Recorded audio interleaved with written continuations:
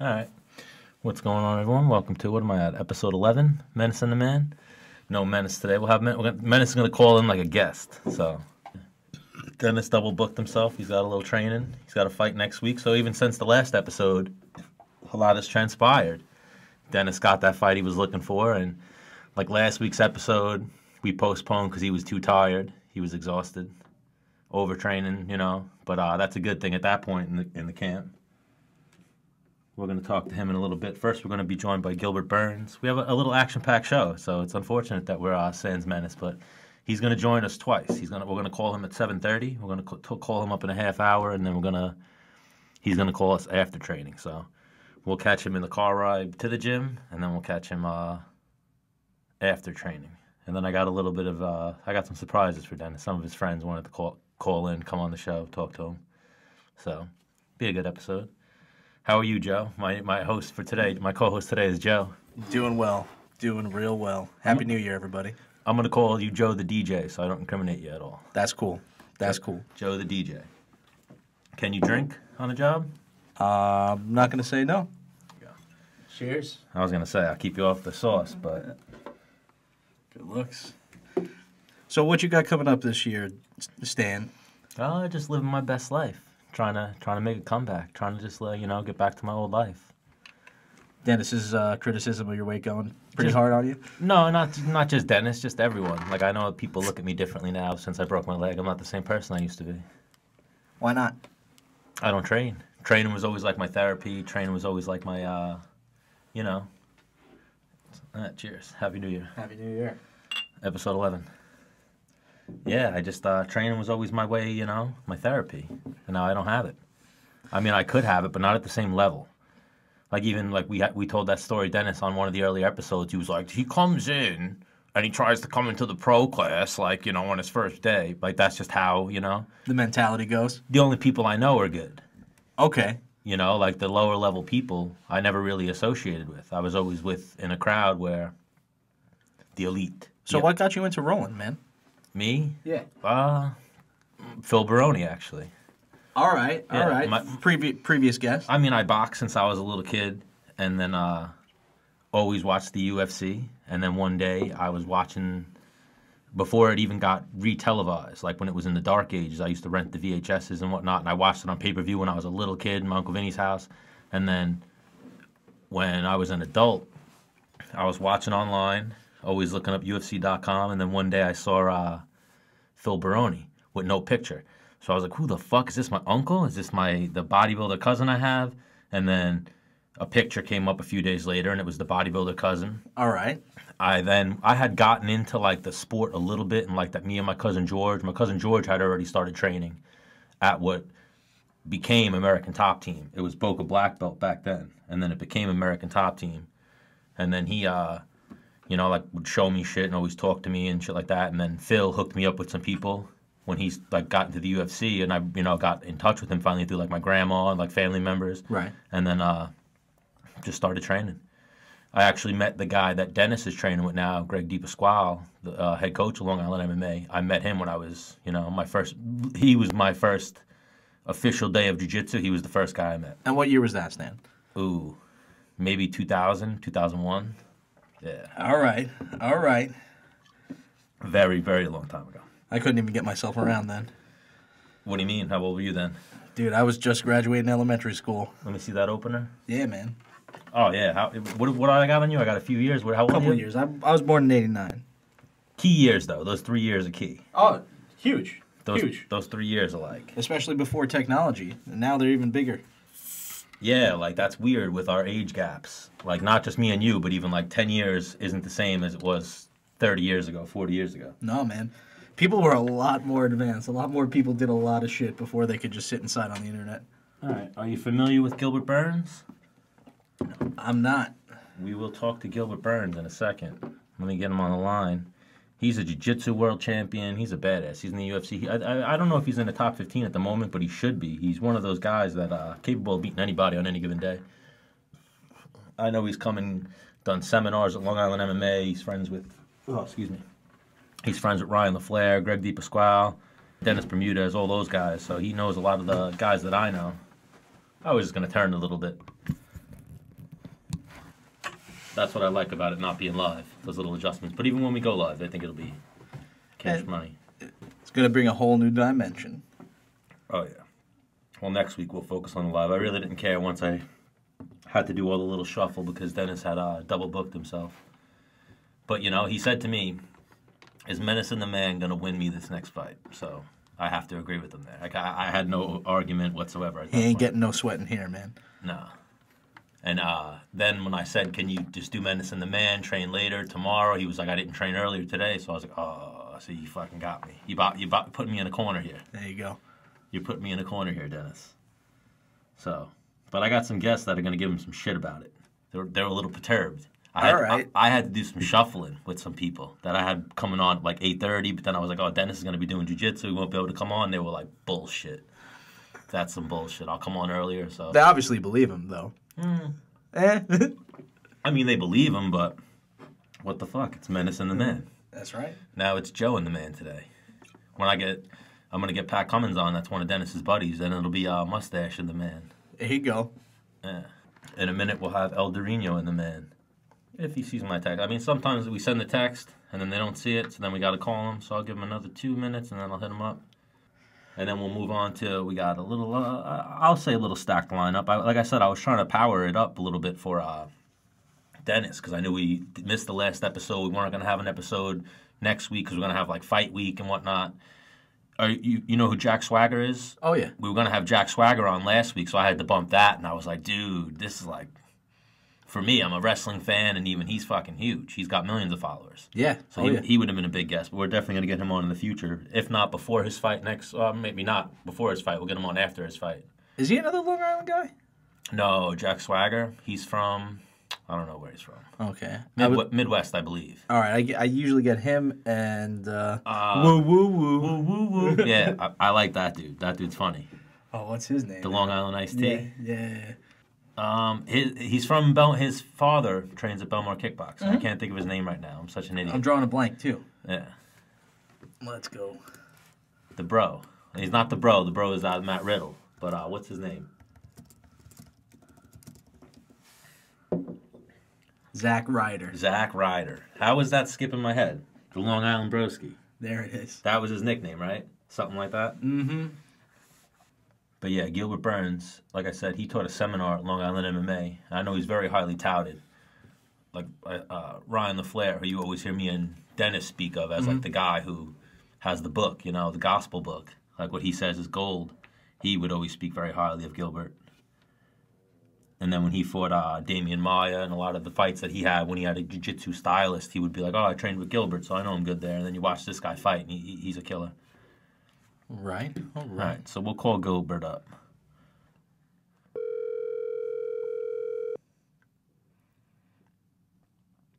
Hello. Gilbert Burns. Yeah. How are you, my brother? Welcome to Menace and the Man. Good, brother. How you doing? I'm doing good. No Dennis right now. Dennis is going to call in a little bit. We got a little jambled up with our scheduling, so Dennis is in his training right now. But we want to thank you for joining us again. Yeah, for sure, bro. My pleasure. You know Dennis, right? You've trained with him before? Yeah, I trained with him a couple times. Yeah, he's got that fight. He just booked the fight. He's fighting January 19th. He's fighting now, one like next week. Yeah, January 19th. So you know how it is when you got that fight coming up 2 weeks out, 3 weeks out. He's been training like a madman. Nice. What's going on with you? Again, I'm just coming back for training. Still like he's still low a little bit because last week was so hard for me. Like I had 3 fights before training camps, a lot of grappling matches. So now I'm just coming back slowly, you know, doing a lot of strength right now, a lot of physical therapies. Just coming back slowly. Oh yeah, you had a busy 2018. You had a great year though too. You got that win over Olivier Aubin-Mercier. That last fight, you definitely showed some improvements. You know, he's a guy who is very highly touted. So you beat him, you're right in the mix. I was saying to my co-host Joe that you should be in the top 15 at this point. Yeah, I think so too. But you know how these ranking works, so I'm not even. Yeah, they matter, but they don't matter type of deal. Yeah, that kind of. So I'm happy with my performance 2018, and looking forward for a better 2019. You know, I had like so much experience, so much learning. I can't wait to go back in get on the fight schedule. You know, get back on training camp. Can't wait. Oh yeah, I was talking before you came on about how I talked to Ryan LaFleur about you, and he just raves about how world class your jiu-jitsu is. And then I look at some of your credentials, and I was telling Joe, you're one of the best grapplers that does MMA. So like, just watching you, I'm a fan. You know, if Joe watches you, he's a fan. You know, anyone who sees you, they're a fan. You're like the art, you know, of the fighting game. Yeah, thank you. Yeah, LaFleur is my brother. We used to train a lot together, and we have like a lot of great scrambles. So yeah, so thank you. Yeah, I think I'm right there, one of the best grappling in that division, and my hands are getting better too. I'm touching these guys; they kind of falling down. So very happy. Can't wait for 2019. I'm looking forward for a great year, bro. Oh yeah, LaFleur's like my brother as well. I've known him since I was like 7, so I've trained with him for years. Those are not fun rounds. Nice guy, nice guy. I like him a lot too. Oh yeah, and you've gotten a lot of rounds with him training. You're still with Henry Hoof down there. What is it now? H Kickboxing, the 365. Yes, Hard Knocks 365, 80 boxing. Oh yeah, and you got some killers down there. You're in the gym on the regular with a lot of the top guys in the game. Every day, a lot of guys. Michael Chandler, we having a guy at 170 at Bellator, Logan Storr, like man, best wrestler I ever trained with, Logan. We have a lot of kind of guys, and we have Michael Johnson. We have so many guys. So many guys. Oh yeah, you got Usman down there. Usman's been Yes, a past guest on the show. He might be the champ in a couple months. So I believe so. I believe he can be the champion. I believe he will be the champion. The guy's very, very high level, been putting in the work. We've been trying to get him maybe I think 5, 6 years. And the guy he's just crazy how quick he improves. Guy, he's putting a lot of work. you've seen it. Like he came in just as a wrestler. Like he was Dennis's coach when he was just a wrestler. When Dennis was on the Ultimate Fighter, and now you look at him. He's a striker. He doesn't even look like he knows how to wrestle. He goes in there, he doesn't even wrestle. You know. And he can grapple too. He has a great jiu-jitsu. People have no idea. Like, very good jiu-jitsu. Like, very, very, very good grappler. Oh, his grappling's ridiculous. Yeah, he's one of the top guys. Grappling, striking. You could see, you know, Henry Hoof. He teaches at Long Island MMA and does the H kickboxing when he comes to Long Island. So I've seen his work, and I've seen it with LaFleur, Chris Wade, Dennis Bermudez, all those guys. He's got some tricks there. That guy. Yes, no, very good. Very well around. I think one of the best people you can have in your corner. And I've been working here almost 6 years. So that's how you guys can see my improvement on stand-up to Usman, Michael Johnson, Michael Chandler. A lot of guys, we just getting better. And feel that we're just getting started. Like we still have a lot of way to go. Oh yeah, I think Henry is just now. I mean, he's been in the game for so long, but I think even the last couple of years, he's now getting that recognition. Like, oh no, he's running like a legit MMA thing over there. He brings in the right guys, and whatever he's involved in over there. If you're training with Henry Hoof, you're going to come into that fight ready to kill somebody. For sure, for sure. And I like this style because it's very simple. Like you don't like a lot of flash stuff, a lot of crazy fancy. It's very simple, but like the simple that kickboxing side, that Dutch side, they're gonna come to kill you. We're not coming like to run around. Just playing. That's why I like the side. Very aggressive. It's more pressure. That's what I like to hear. Oh yeah, keep it simple, stupid. That's what. That's when he said that, Yes. I was like, oh shit. He's one of those. He just he breaks it down. It's fighting. It's not rocket science. Yeah, I like it a lot, you. So what's going on with you? Have you had any word from the UFC, or you talked to Ali? Do they have anything lined up for you? What's next for you? So I'm just coming back. So the first thing that I want to get, like get back in training, get back in shape. So let's see. January, I just want to get back in shape, do a lot of basic stuff, like go back to a lot of jiu-jitsu, a lot of wrestling, a lot of kickboxing, make sure I get in shape. But I just saw that they announced they're gonna have the first one of the shows gonna be on March 3rd in Philadelphia. That's one that I'm looking for. But they have another one in April 13th, if I'm not wrong. And they don't have a date. I heard it might be in Florida. So if it's in Florida, I'm very interested with that one. If not, Philadelphia will be good. So either way, I'm looking forward to March 30 or beginning of April. I think that's both a good day for me. I can have like big camp, great preparation. That's what I'm looking for right now. Yeah, they're due to come back to Florida. They haven't been there in a minute, and I'm sure when they come there, they're going to fill it with a lot of the Florida guys, and I have to For think you'd be sure, at the yeah. top of the list. For sure, and then we have so much fighters here. The whole ATT, we have MMA matches. We have here and here. We have so much guys. And I'm sure if they come here, either way in Florida, Tampa, uh, Orlando, Miami, any area here, I know for sure they're gonna be full, and I'm looking for. I hope we got one in April in Florida. Otherwise, I'm fighting in Philadelphia. That's what I'm looking for as well. Have you been in Florida the whole time that you've been in the United States? Yeah, so when I moved, I moved direct to Florida. I was at the Black Seasons at the time, but back and forth, we're living in Brazil. Before that, I was more when I was just a jiu-jitsu guy. I was just more in California a lot. When I when I did the transition to MMA, I was a lot in Vegas, like maybe a year and a half. Then I started coming to the Black Seasons. Then I moved in 2014, I think I moved. 2013 to 2014 was when I moved to Florida. Oh yeah, that Florida weather, man. I used to live down there. I used to train at the American Top Team. I used to hang out with all the Brazilians. I know it, man. You guys just like all Florida just as their spot. You know, they just all migrated to Yeah. Florida. Yeah, we don't need jackets right here. We always the weather's always good. It's like no excuse to train. Like, and I like to train a lot of tough training, a lot of gyms. So I like it a lot. It reminds me a lot of Brazil. Like it's the same weather in Rio. So I feel like home. Yeah, that's what it seems like. It seems like they all just it's their environment, the weather. It's like the right angle of the equator belt right down there.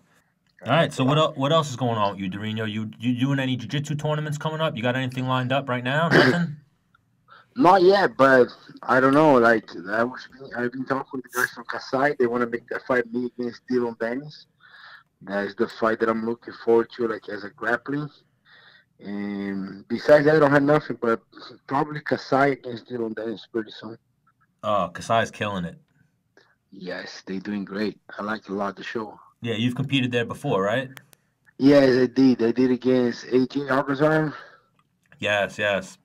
I remember that one. Yeah, That one was a little bit controversial. I remember not that it was controversial that you didn't win. I remember AJ being very he was very yeah, upset about the yeah. weight in the last minute and whatnot. Yeah, but we should have no. I'm not even talking about that so much, but we should have no weight. That was the deal first because that was 2 weeks. I was just out of camp. I was, like I just made a weight. I made it 155, and then we had no weight first. First contract that I signed it, there's no weight in there. After like maybe a week or so, he came like complaining about making weight. I said, it was a long thing. I just don't want to get into too much, but the guy has a very good ability that he can talk. So Oh, anyway, he's got a she was mouth on mashing him, the AJ guy in a way, Agazarm. yes. So she was mashing the guy again. So I did one that's twice already. The only thing that he does good, he don't quit. He don't tap. He just that's why it makes the fight a little harder because the guy's just that to don't tap. But that was a good fight too. I like it. Yeah, they call that the gift of gab in America. Yeah, yeah, just like that. So when you're training your jiu-jitsu now, are you pretty much the coach? Because I would have to think, who does Gilbert Burns go to learn jiu-jitsu from? You'd have to be like, who do you go to learn your jiu-jitsu from? Yeah, no, I have a lot of tough friends right here. Right now, I do a lot of cyborg bros. The guy who his gym has a lot of killers here. That's the place that I'm going for. And another guy that I train, like, really helped me a lot. He goes to back and forth. He goes to my corner show when he can. He's Wagner Russia. The guy has a very good jiu-jitsu. He was a UFC fighter before. He'd been on the UFC before. I got a lot of experience. He's very good at the combat sports as well. So that's the main guy that I'm training at right now is Wagner Russia. And go to sideboard. We have so many good jiu-jitsu guys here that's easy to pick a guy to pick a team to go for and get a good roast, good training. Now you're the coach at 365 Hard Knocks, right? Not really, not really. So I was before when we were at Combat Club. I was, but there's so much work, bro. I cannot. So I go in a couple guys' corner when they have a fight, like Sean Soriano, Vicente Luque, a couple guys. I got more intimacy that I go. We help each other a lot. But no, I cannot be coach right now. That's too much. Yeah, it's a lot of travel, a lot of work that just goes into Yeah, coaching people. I kind of help a couple guys out for sure. Like sometimes I run the class a couple times. Not really right now. Right now, like Rock Holds is running morning rapid class, Nick Lance, but I'm not. It's so hard. I want to train more. Then when I retire, then it'll be more coaching. Not right now. Oh yeah, that's a ways away. I'm sure you got title fights and a long career still going before you're in that area of the Yeah. coaching and just focusing on other people. Yes. So what's going on in Gilbert Burns' personal life? You got a lady in your life? Yeah, I got a wife. I got two kids right here. Crazy. Married, two So kids. yeah, How old are the kids? 5 and 4. Oh, 5 and 4. So you got little rugrats Yeah. still. Yeah, they were just here yelling crazy. Yeah, and then my wife here too. She's a black belt in jiu-jitsu. She has a kids program right here, Combo Club. So busy. When I'm not training, I'm here with the kids. We just learn how to like how to drive a bike right now, but without the little wheels. Just took out the little wheels. Oh, I mean, You just two black belt parents, two world class father. I mean, they came out of the womb doing arm bars. I would no, think. yeah, they trained. They did it right. The oldest one, Pedro, he was doing wrestling. He was doing jiu-jitsu too. He likes it a lot too. Yeah. So do you push them into jujitsu, or do you bring them to jujitsu, or you let them find it? How does that work? Do you you obviously want them to do jujitsu growing up, right? Yeah, I just wanted him to learn, so I brought him in the beginning. He got bored a little bit. I put no pressure. Now he kind of want to come back a little bit. Now he's coming back, but he did a lot of wrestling. I think he likes more wrestling than jiu-jitsu. I was Yeah. telling Joe I started jiu-jitsu in like 2000, 2001. I tell everyone that I ever meet, jiu-jitsu. What should I learn? I want to learn martial arts. Should I do boxing? Should I do this? I'm like, no, jiu-jitsu. You got to learn jiu-jitsu. Watch UFC 1 through 5, 1 through 6 before people figured it out. Jiu-jitsu is the Nice. medicine. Yeah, it's nice. I like it a lot too. And I always train, even when I'm not like in camp or everything. Just as a hobby, just as a meditation. I like to do my jiu-jitsu as well. Oh, that's what I was telling Joe. I broke my leg in 2017. I was actually training right beside LaFleur, Vicente Luque, and I was doing a round Nice. with John Gotti. I don't know if you know who he is. He's like an upcoming Yeah, I welterweight. know. And I broke my leg, and it was just like that was just so brutal to my life because jiu-jitsu was really my therapy. Like for me to lose jiu-jitsu and grappling, like just that's been my therapy Wow. since I was a little kid. Wow, I know. It is mine too, and I'm not even if I'm. Sometimes I gotta take it off. I gotta take it easy, but when I take it easy, put my gear on, get a couple rounds, feel good. I like a lot. I know exactly what you're saying. That's my therapy. That's my meditation right there. Oh yeah. How long you been in America? Your English is good, man. I know a lot of Brazilians. They usually struggle. Yeah. Oh, thank you. I'm being here maybe living like 5 years maybe. Oh Yeah, yeah. So 5 years. you're doing great, my man. I Oh, talked to thank you. Marcos Calval and so many Brazilians over the years, and I have to use Google Translate, and I have to have a translator there, and just it's a nightmare.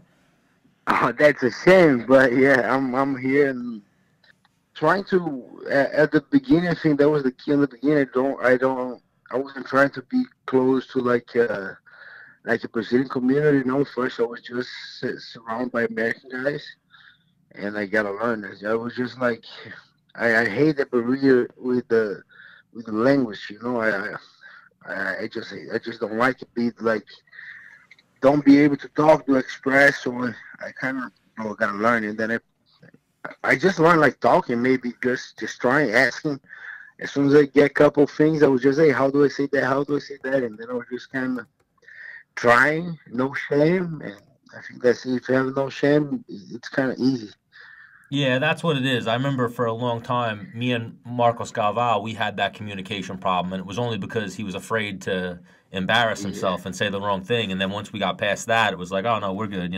I try to learn some yeah, Portuguese as well, but it's always tough when you're 30. Even when I started, I started trying to learn Portuguese when I was like 20, and it's tough. I know.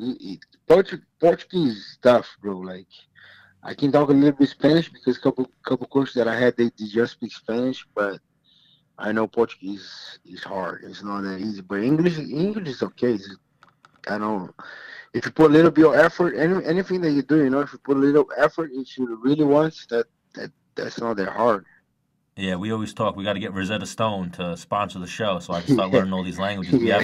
We have such an international audience and international, people that come on the show. I don't know what the word would be, but we always got people that speak different languages. Guess.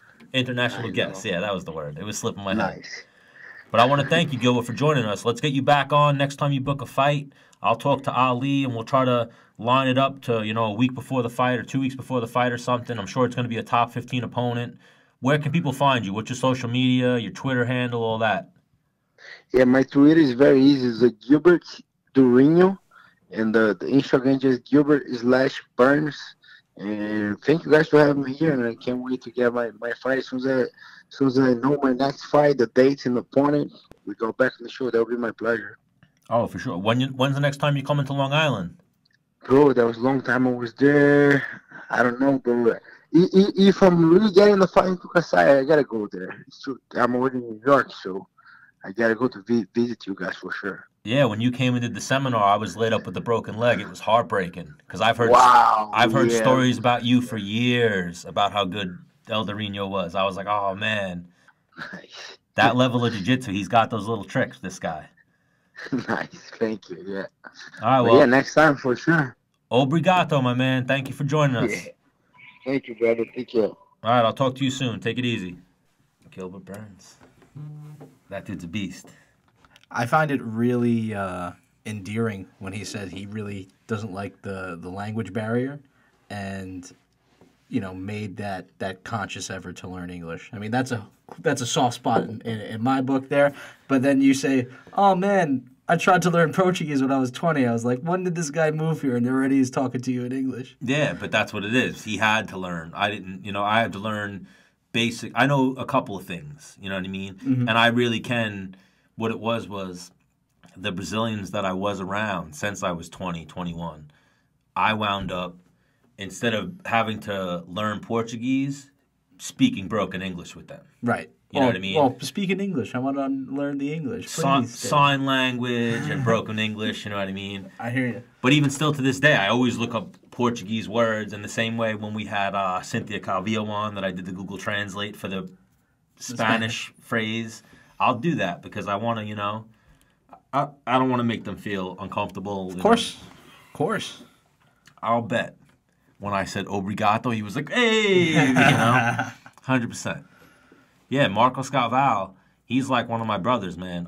I help, try to manage him, book him some jiu-jitsu shit and whatnot and fights at this point in his career, but he's just like my brother, So when I met him, I always had my one friend Sergio, and then I had my friend Miguel. Like I always had a translator. What I would be like, he speaks broken English, so he can communicate. But where it got complicated, and I saw his face squint, he'd be like, Well, even a good example from Gilbert we just talked to, he was looking for the word training wheels, like the little freaking wheels, man. You know what I mean? It's like, yeah, we know, man. You don't got to worry about it. Even don't worry me about with the English language, I didn't. I forgot guess. Guess.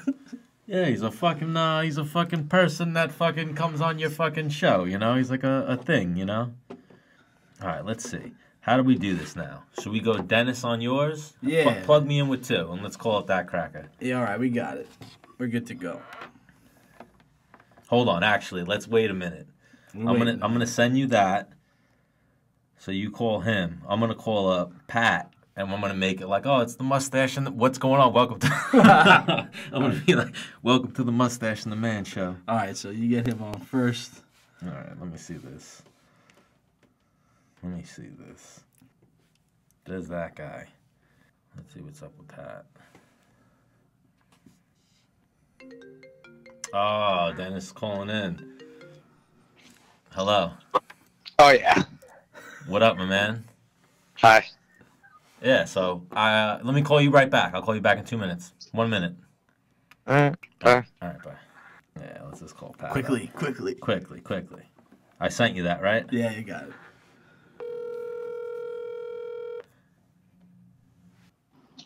Yo. Pat Cummins. What up? What's going on, my man? Welcome to Menace and The Man. Well, actually, it's minus Menace. It's just welcome to the Man show right now. So what's going on? Well, what the fuck? Where's Dennis? Here's what we're gonna do. We're gonna call Dennis up, and we're gonna tell him that we got a new show. It's called The Mustache and The Man, and we don't even need Dennis. So, all right, we're ready for it. All right. So just give me a moment. We'll get Dennis on the line. Here we go.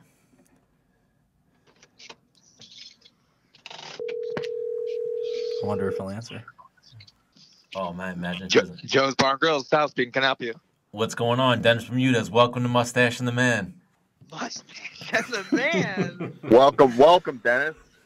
Mustache and the Man. Who's Mustache? Pat Cummins, man, you've been replaced. Oh damn! Who replaced me? Who's Mustache? Pat Cummins. What's Pat's nickname? I don't know. It's Durkin, dude. It's Durkin, dude. Durkin or The Man or Mustache and The Man? Which one sounds better? Yeah, Mustache and the Man's a little better. I must ask you a question. Who's the question for, me or Pat? No, that's Pat. Is Pat there? That's the question, I guess. Pat can't hear him. Pat, can you hear us? I can't hear. I can't hear Pat. I can't hear Dennis. Word. I mean, that doesn't really matter. Pat said he can't. Pat said he can't hear Dennis, but it doesn't matter.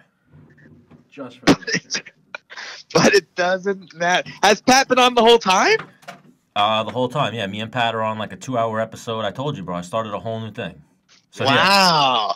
Yeah, hold on. We're gonna see if Joe can figure this out. Yeah. What the hell, Joe? You have one job. Can you hear both of them, Joe? We can hear both of them, but they Yeah, can't I can hear both of you guys. They can't. But you guys can't hear each other. We're gonna try Faulty show. Faulty show. Yikes. Oh no, I don't have that. God damn it, iPhones. That's what you needed? Yeah, that's the end. So how can we do this now? We can call him from your number.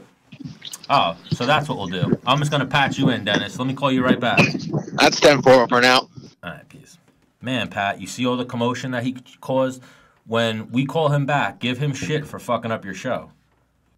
Ooh, Pat's really low on my headset. Can you hear me, Pat? Can you hear me now? Oh, that's much better. Ooh, it might have been this wire. All right, now we got him. So, yeah, when we're going to call Dennis back, and you make sure you let Dennis know that he's a dick for fucking up your show. Yeah.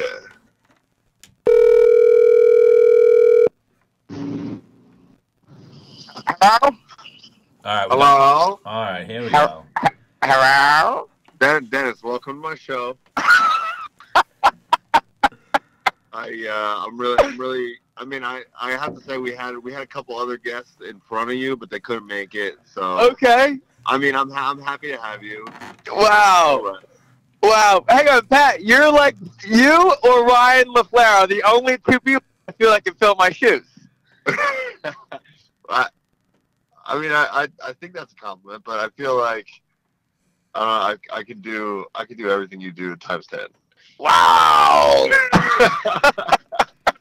What's going on? Now, Wait. The thing is, what? What's going on? What's going on? Dennis the Menace Bermudez, thank you for joining Durkin and the Man, Mustache and the Man, the hottest new podcast climbing the charts on iTunes, YouTube, every which way. Wow. Whoa. I like it. How you So doing, Durkin's Dennis? off for the 2 hours, huh? I'm headed to Long Island MMA right now. And What the fuck, man? What do you got going on? I'm about to go snap some arms, choke some necks. Yeah, Dennis is a little loud, maybe. Or maybe he's yelling. Maybe Dennis might be hyped up. He's got a fight in a week. Well, I have you guys on speakerphone so that if a cop were to see me, I could just move the phone down and still talk. Bro, you're famous. You're Dennis Bermudez. Yeah, and I'm hyped to be talking with you guys, man. Dennis, I feel like we haven't talked to each other in too long. Yeah, I agree. It's been too long. I texted AJ today, like, yo, you got a PS4? And he was like, it's on its way. I'm like, shut the fuck up. No, it's not. He's like, yeah, man, I gotta get on there and start teaching kids lessons. I was like, you're right. Like, you're out of your mind. I was just there for Christmas and New Year's, and he was like, nah, man, it's all about PlayStation 3. It's all about PlayStation 3. Fuck all these PlayStation 4 people. Like, yeah, I think they're better than me. PlayStation 3 is where it's at. And now he's like, yeah, I'm getting one. AJ is Pat's younger brother, by the way, for everybody listening. Yeah. Yeah, He wrestled at Penn State with you, right, Pat? He's kind of a character. Yeah. Is he still chefing it up? He's chefing it up. Okay. So he was a French chef, was like executive chef in Vail at a couple different places, Vail, Colorado, and then he just recently moved to Denver and decided I'm not gonna do French food anymore. I'm gonna go Japanese. I'm like, dude, what is wrong with you? Wow. It's such a crazy jump. So, but he's at one of the coolest spots in Denver. It's called Uncle. If anybody is listening in Denver, you should go check him out. Can he is he on a hibachi table?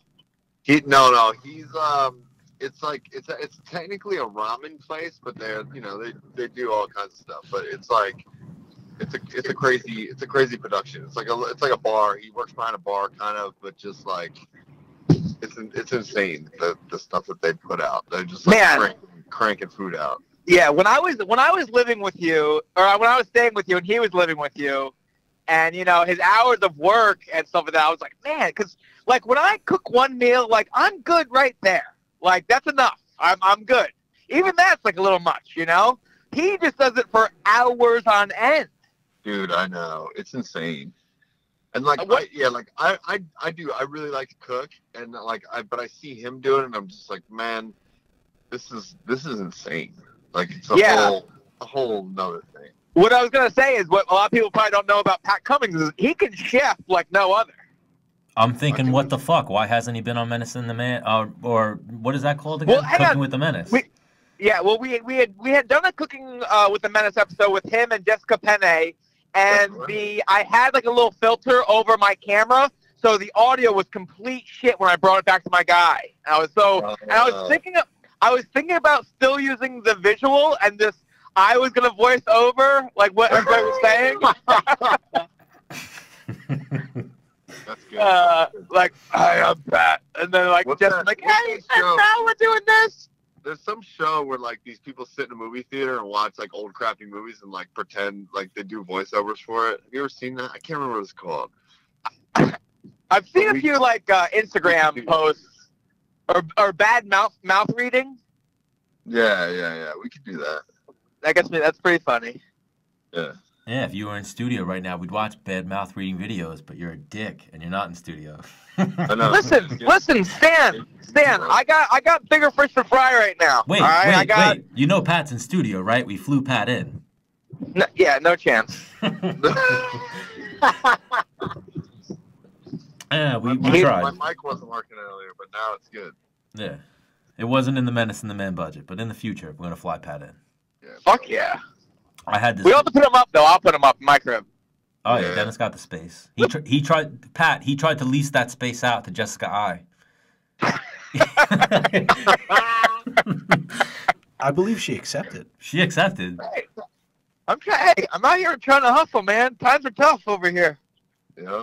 He was like 33 degrees, maybe colder. Sauna, big screen TV. Yeah. Weight room. Xbox, PS4. And I got sauna in my crib, Pat. Oh, I think I knew that. Damn, dog. And Dennis Bermudez upstairs. You're really fitting the what the UFC wants to like the image they want to portray, that we're all rich. Hang on. Dennis is the guy. It was I paid $900 for it. I know, but like, listen, when you say, "Hey, I got a sauna at my place," right. You sound like, oh, damn, the UFC's taking care of you. Yeah, nah. We all know that's not true. It's the smallest, cheapest sauna you can get. I'll edit that out. Except for that little I'm gonna edit that out, Dennis. It's like a $10,000 sauna. That's what I tell people.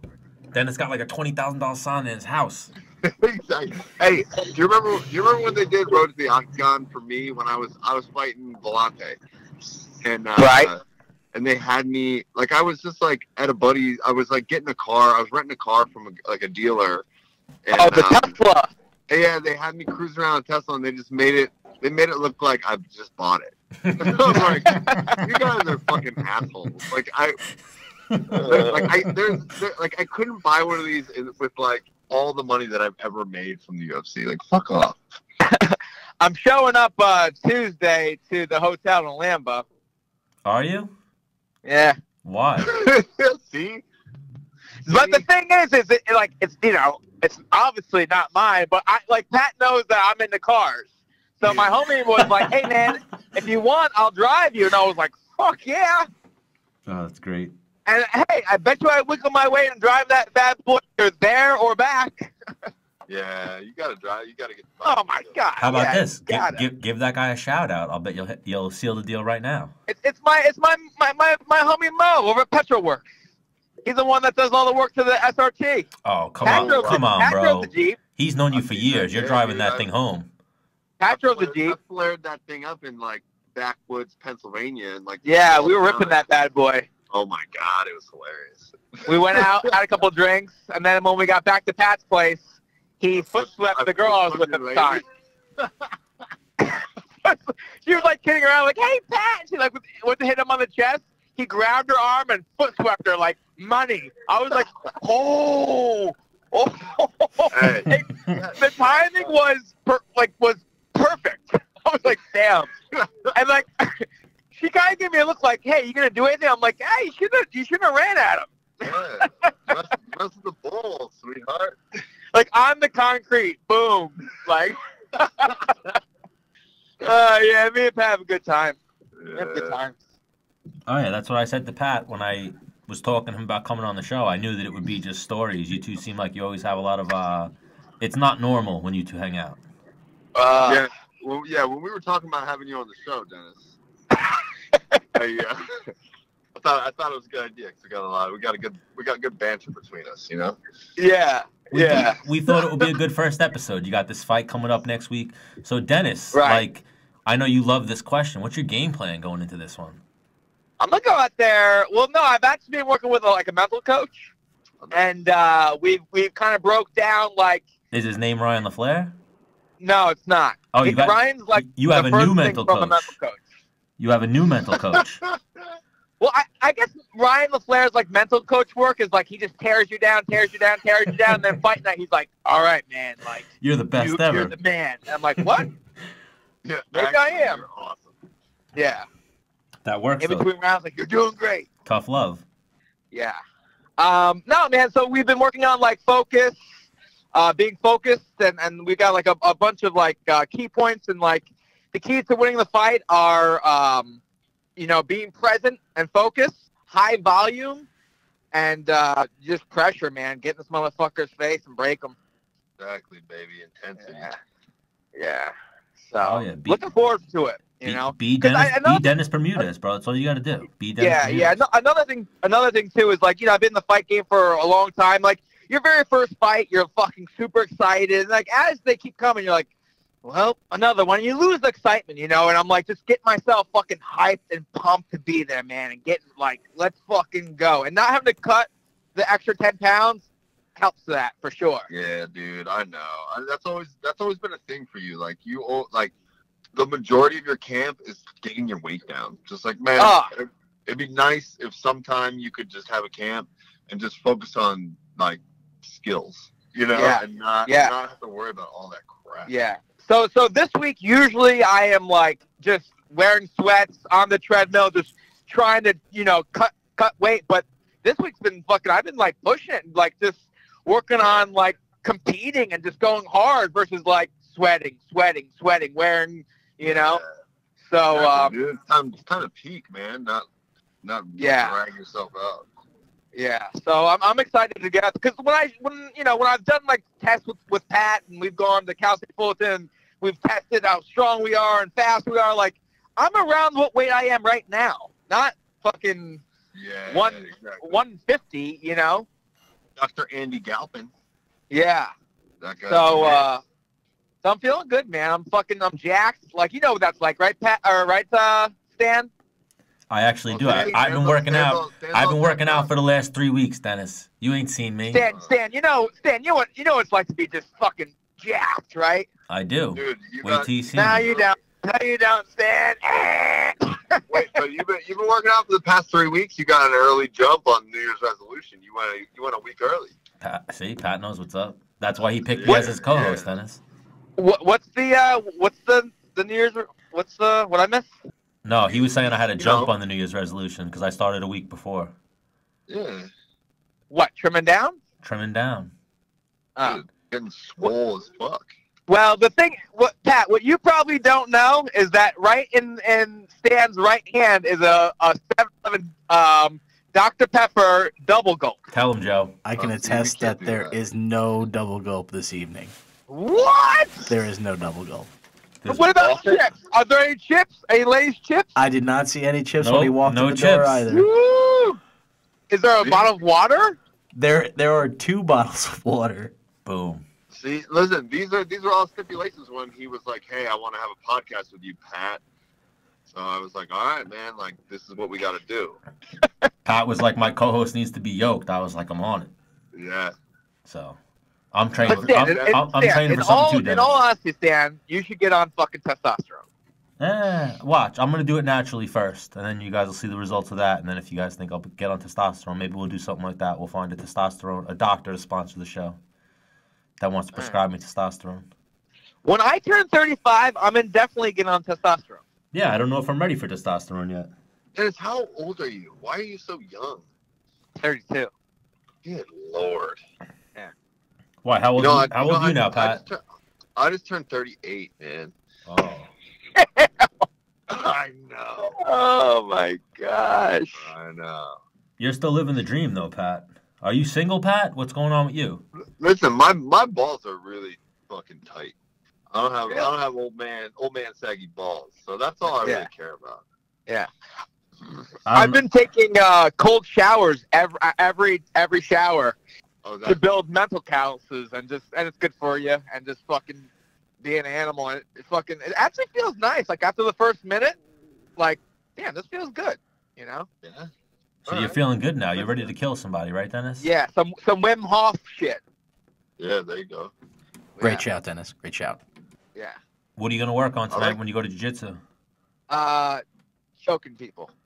Going for the chokes? I think this is a good fight for you. I'm excited. Like I was telling Joe, we haven't had a show in a few weeks, Pat. We were supposed to start Durkin and the Man, Mustache and the Man a few weeks ago, but we haven't had a show for a few weeks. We were waiting to get Dennis on the show, and Dennis has been too busy because he booked this fight. Yeah. Well, last week I put myself through a hell week, man. Like I fucking fucking crushed myself last week intentionally. So this week I could taper off a little bit. And yeah, man, when you hit me up Thursday hey, you want to go? And I was like, bro, I am in a bad mood. So not only have I been crushing myself, but it's the end of the week that I crushed myself too. You know what I mean? So I was like, fuck, man. I don't feel like doing anything. Yo, when you hit me up, hey, you want to come? I was like, dude, I don't even think I can have sex right now. That's how tired I was. I don't buy Bro, that. I did not hit you up for sex. What the fuck are you talking about? I know that, but the thing is, in my head, I could always have sex. I could be down to wait and be ready to rock. I can make it happen. But on that day, I was like, man, I think I'd pass it up.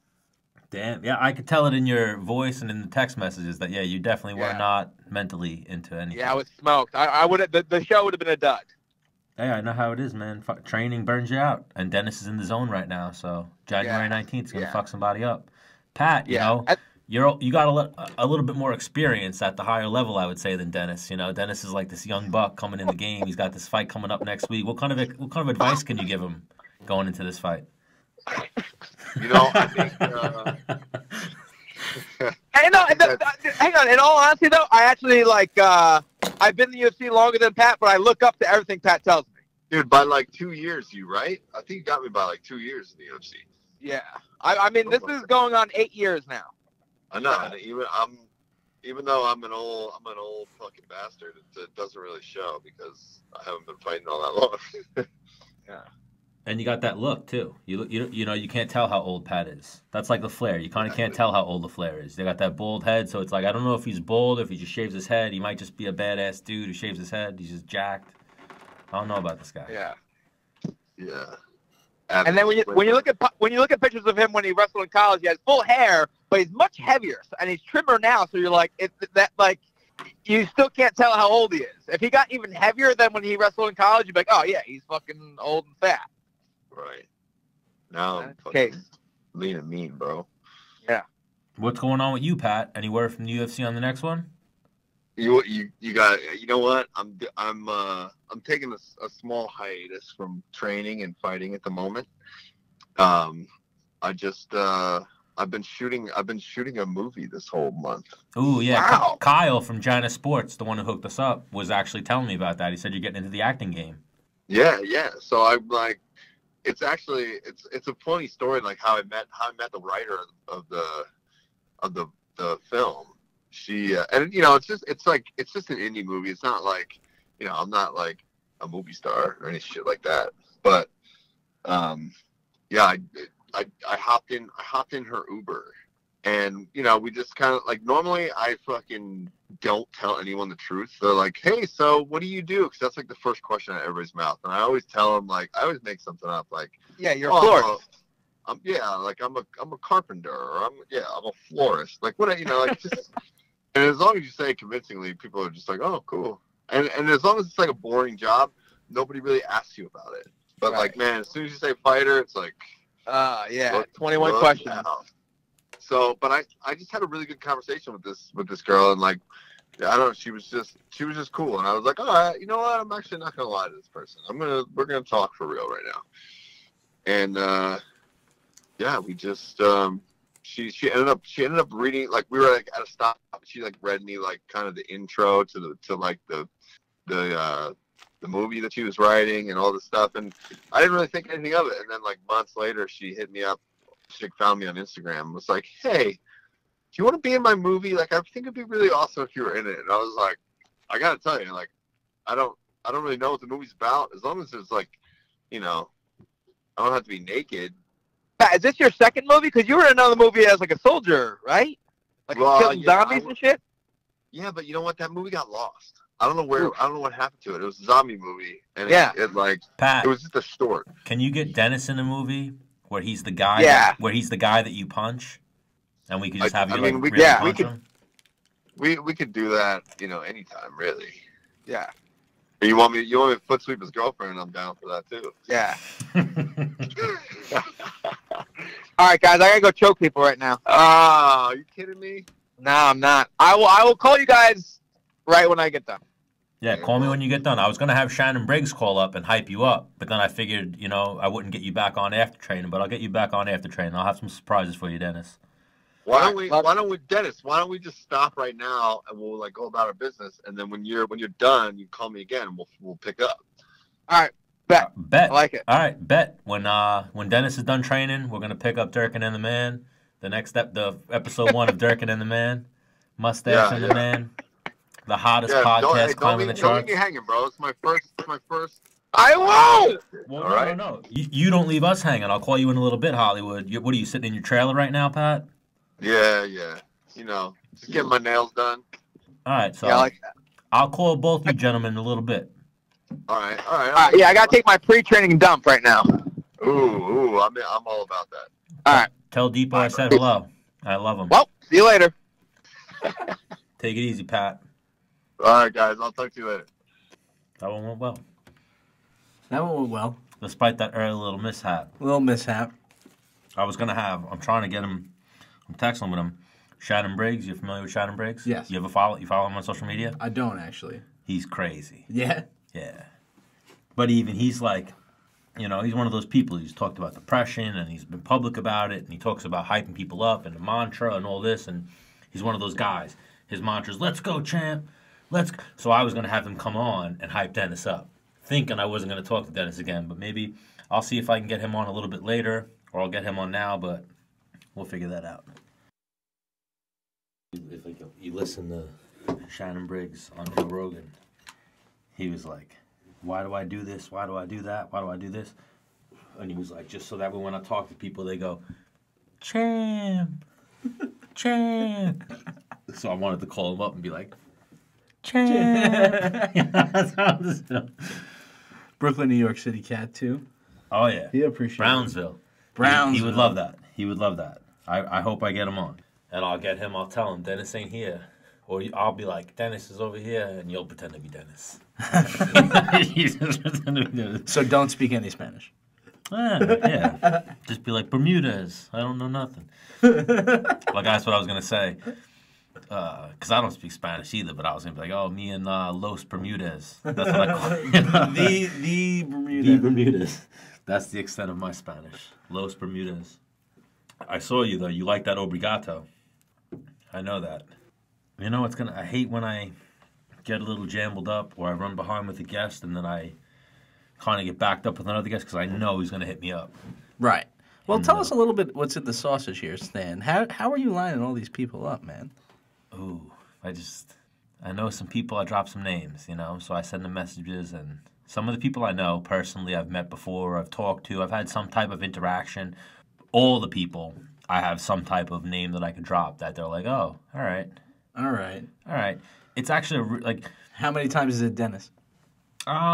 Always Menace and The Man, you know? Well, obviously, but yeah, yo, Dennis Bermudez. Yeah. Yes and no, you know? Like, yeah, I don't do it like that, you know? I say Stanley from Menace and The Man. Like, I approach it like a producer of the show, you know? Like, I go out like as if people actually don't even correlate. I've actually only had 2 people correlate. Like, wait, oh, you're the guy I actually talked to. You're the guy on air, you know? But yeah, just persistence. I don't take no for an answer. I'm one of those. You didn't like the tap. You hated the tap.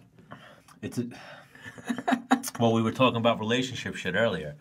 It's funny that we go there. Like, that's one of my things. Like, that's why I have respect in my community, is because I'm that guy, you know? Like, the only way you put me away, you have to kill me. You have to, like, if you submitted me back in the day, ever, like, I remember everyone that ever submitted me. If you submitted me, it was because you literally beat me. Right. You know what I mean? Right, yeah. A few people, you know, here and there caught me slipping, maybe like, oh, that guy shouldn't have caught me, and I fucked them up 100 times, and they caught me once. Well, when you got those guys that you do that to that are like, I'm going to catch this guy one day. I'm going to catch 100%. Him. I'm going to catch it, and then you get caught. That's actually my favorite thing, in a sense. And I know right now, when I do go back to training or whatever, I have those sharks that are swarming. They're ready. They're ready to get a taste. People that never submitted me. Like, even Dennis will deny it. But it was a thing with me and Dennis for a long time, where Dennis didn't submit me, and I used to submit Dennis. He'll deny it. And I have people. I'll bring Gregg in here. I'll bring people in here. I have witnesses. Like, that's the thing, too. My favorite thing, whenever I trained also, was always the fly on the wall. Right. You taking a look at everybody as it's going on. You know what I mean? You're in the fucking rounds. You don't know what the fuck. The fly on the wall, the guy who's literally watching everything, knows how good I was. Knows how good I am, you know?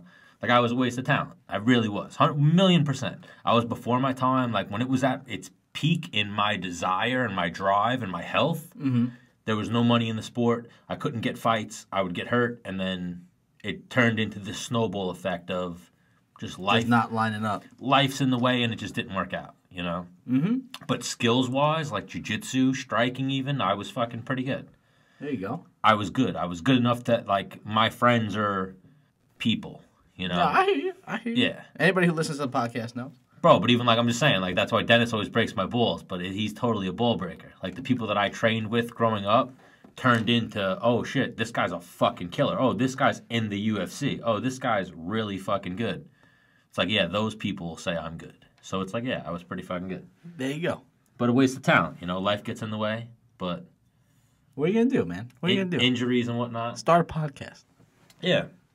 Stay around the sport, teach some people, teach some women's self-defense classes and shit, show some jiu-jitsu, pass the stuff you learned on to the next generation, the next people, and start the greatest podcast, Jerkin and the Man, Mustache and the Man. We're going to be going on with episode 1 later on.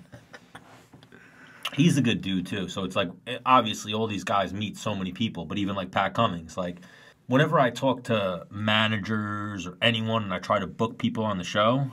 It's always, I need some correlation. I don't really like booking people like, oh, we have no fucking... Connection. We have no connection, or the only connection's negative. Gotcha. You know, like, I don't even care. I don't want that interview, because then it'll be... Like, we had one guest, I'm not going to name who it was, but we had one guest where we were like, let's have this person on. I didn't really want it, but it's a person who fights. Right. A professional fighter in the UFC. Dennis was like, if you want to book that person, I'll sit there and say nothing. You could interview him. And I was like, I don't want to interview him. So I was like, You know, so it's like sometimes you don't want to even interview people. We want those interviews where it can be light and like Gilbert. I could say, Gilbert, what's going on with you? You single? And Gilbert could laugh it off and say, I got a wife and 2 kids. You know, don't talk about me. You know, but I don't talk about me. Like we like light interviews. It's good. The levity is good, man. Like even well, I mean, in a sport where you're trying to actively kill yourself, a little humor goes a long way. Levity goes a long way. And even Dennis and Pat saved it, and they were able to have the conversation I kind of wanted them to have. But even like LaFleur, like when we get LaFleur on, like you'll see in the dynamic. Even like Chris Wade, we want to get Chris Wade in studio. You'll see in the dynamic. It's fucking weird. It's like one of my ex-girlfriends like always hindered on this and would always ask me, and I was like, the only way I could describe it is a fraternity. Like I'm in a fraternity, and it's a weird fraternity. You know what I mean? Like the way you're in a college fraternity. I wasn't in a college fraternity, but I've heard and I've seen a little bit. You know those people for life in a sense. Right. Jiu-jitsu and fighting is almost a little bit exemplified. Like, oh, shit, we punched each other in the face and you made me bleed. Me and you were like, fuck yeah. Me and you know each other, you know? Yeah. Like 6 years from now. Intimate level. 6 years from now, I'm going to be like, no, I know that guy. Yeah. I know that fucking guy. I know that guy. And then you're going to check your lip. Am I fucking still bleeding? Well, even like Pat Cummins. One of my, hopefully he's a friend of the show. We haven't talked a lot. We had a little bit of a falling out, but a guy named Lee Rosenfeld. Okay. That's how I first met Pat Cummins. I knew Pat Cummins through Dennis and through Lee a little bit and always hearing stories. And then when I went to California, I trained with Pat. And it was like, you know, fucking, oh, you know this guy, so me and you are fucking cool. Right, you know? right. It's a weird fraternity. It's a really weird fraternity. Like even there. So Gilbert Burns is talking about Ryan LaFleur, saying Ryan LaFleur is like my brother. I consider Ryan like a brother. I've known Ryan since I was like 7, right, 6, 8, 10. It's the community, man. It's a weird fucking fraternity. I wish I went to college and I was in a fraternity or something like that, but I didn't go that route. Fuck that shit. Why, you weren't in a fraternity? No, fuck no, man. I played on the rugby team. The next best thing. Why? That's it's a club sport, man. That's frowned upon in college, the rugby team?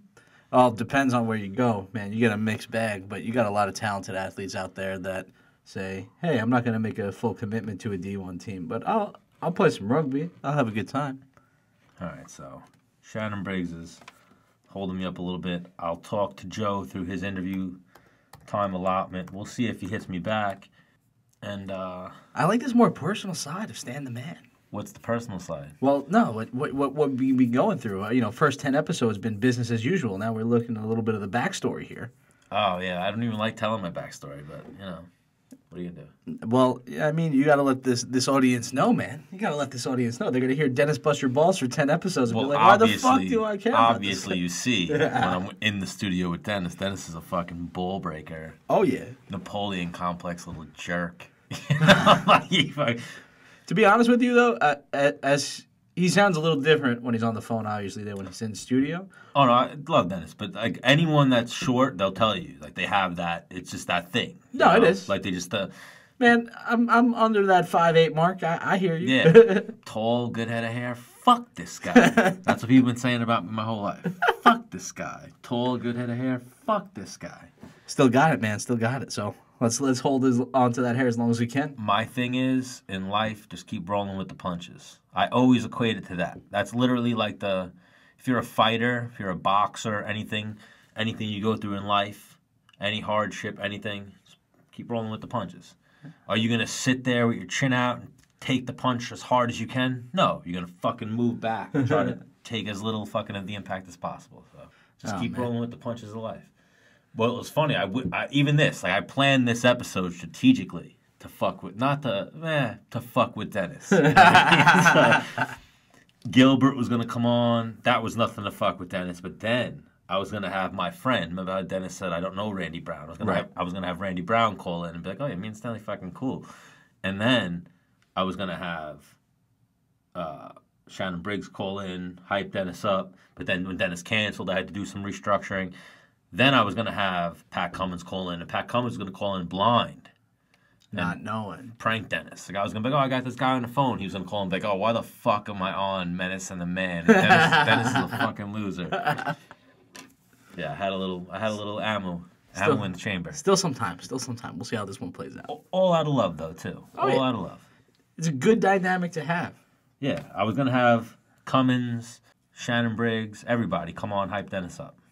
Hype Dennis up for his fight next week. I was hoping to get Kamaru Usman. We will probably be joined by Ben Askren at the end of the show. Can't wait. So that'll be a nice one. What do we ask him? I don't even know what the fuck I ask him. There's so many questions. There's a lot of questions. A lot of questions you could ask him. Maybe you should start with the Menace Bermudez, where it's, hey man, how's the lady situation? Ooh, I mean that would be great if I could do that. But then he might hang up on you. Hopefully Dennis slacks and I call him later and I'll call up Dennis with what's going on. Welcome to Funk and the Man. Like me and fucking Ben Askren started this new podcast. It's fucking awesome. He might sell you out though. It's like Stan, how many new hosts have you had tonight? Give a fuck. He doesn't know shit. He's a bootleg Puerto Rican. He doesn't even know what he's talking about. Oh man. All right, let's see what's up with Randy Brown. Randy is a good dude, though. Like, I know Randy because I'm in that bigger weight class. You know, he was a huge welterweight. He's like, you ever see him, Randy Brown? I'm gonna take a look at him right now. He's like 6'3". Damn. 6'2". He's big. So I've done like timing drills, light sparring, moved around with him, live grappling. You know, MMA rounds. Not fun. Not fun. It doesn't look like it'd be a good time. I'm a weird size. Like, we were talking about my little lineage. I'm a weird, lanky build. So, like, I was always a lightweight. So, if I would have fought, I fought at 155. But I always... See, that's wild, man. But I'm tall as fuck. Yeah, that's what I mean. So, I always wound up... And I actually looked good at 155. I made 160 for same-day weigh-ins. Like, it wasn't that bad. I was always stuck in the Randy Brown, Ryan LaFleur, John Gotti. Go with Eric Ott. Oh, Stanley, I got a good round for you. Go with Volante. Fuck you. You know what I mean? Like, these people will die to make 170, 165, 155. But you know what? I'm gonna throw in the competition here. All right, Joe Rogan had once referenced weight cutting as sanctioned cheating. Yes and no. Well, it's part of the course, you know. Well, I mean, it's the rules. So I mean, obviously you're gonna play to the rules. But then again, man, it's like you're 6'4", weighing $175. Like what are you walking around at 6'4"? Who? Anyone. In general. Yeah. Different build. It's weird. Different build. Like, I didn't look bad when I would weigh 155 or if I would where I had muscle and I looked like I was, this guy's fucking pretty big for this weight, you know? Yeah. Like, it's weird. But I also didn't feel healthy. And like Dennis always talks, when you cut that weight, it's got to come from somewhere. So I remember any times I ever did cut weight, I would always make sure as little sauna as possible. And I would try to have my head exposed, if that helped. Well, yeah. Well, you know what I mean? Like, I would try to just make it be a body sweat. Like, crazy, whatever. Like, I remember even in high school, I had that mentality of I don't want to dehydrate my brain, like, even back then. So when I used to cut weight for wrestling, I used to sit under a blanket with a blow dryer. All right. Now guys in MMA I've seen, they wrap themselves in towels and they'll sit under the blanket with their head out, you know, something like that. So I used to do something like that, but then I would also, the main pounds I lost was from sitting under a blanket with a blow dryer. Wish I learned that trick when I was cutting weight for high school wrestling. And a sauna suit. Like the sauna suit, the garbage bags? Yeah, I remember telling Dennis, I said this story the one time, like I remember walking into wrestling, a weigh-in for wrestling. And yes. Having on a sauna suit, and the coach, like, grabbed me by my jacket, like, ripped me to the wall, slammed me against the wall. He slammed me against the wall, took me off the wall, and then re-slammed me. And then was like... For good measure. Good measure. He trying to get the whole team disqualified, and I was like, oh, shit, this guy's serious. Probably should have taken this off. Yeah. But did you even know at the time what he was busting before? Clue. Yeah, no not clue. that ignorant. I knew from the jiu-jitsu and MMA community forums and whatnot, this is like fucking AOL days, you know? Yeah. So I knew from the AOL days, like the chat rooms and whatnot, oh, yeah, you got to lose weight, wear a sweatsuit. That's what you do. You got to make weight. You got to make weight for a competition of some kind, wear a sweatsuit. Man, I'll remember my first day in 9th grade wrestling. Wrestled 7th and 8th grade, sweatpants on a long-sleeve T-shirt. Nobody's business. Never got ringworm. Never had any sort of problem. First day, 9th grade wrestling. Coach is like, "What are you going 96 pounds this year?" I was probably a 125 in 9th grade. It's like, man, I've been fucking doing this for 2 years. I haven't gotten any flack. What are you talking about, 96 pounds? Yeah. I remember the kid, you know, I don't think he passed away, but he was fucked up. The kid who wrestled 96 pounds when I wrestled was fucked up from cutting to 96 pounds. Dude, well, I mean, you know, ninth grade is one thing. You're 11th, you're a junior, you know, 16, 17 years old, cutting that amount of weight. Yeah. It's crazy. Tough. Crazy. Not right. Like, I feel, and you see a lot of the guys that have more success recently, the 185-pound title is about to be contested between Robert Whittaker and Kelvin Gastelum, and you see a lot of times, like hopefully Dennis, we see like guys when they cut a little bit less weight and they wind up being a little bit more fit, ready to go. Fill with water, you know, fill with nutrition, because that's what it is when you cut weight. You take out electrolytes, you fucking cut out water, and in that water there's essential fucking nutrients, essential shit. You fuck yourself up cutting weight. Your liver, your kidney, you're basically attacking.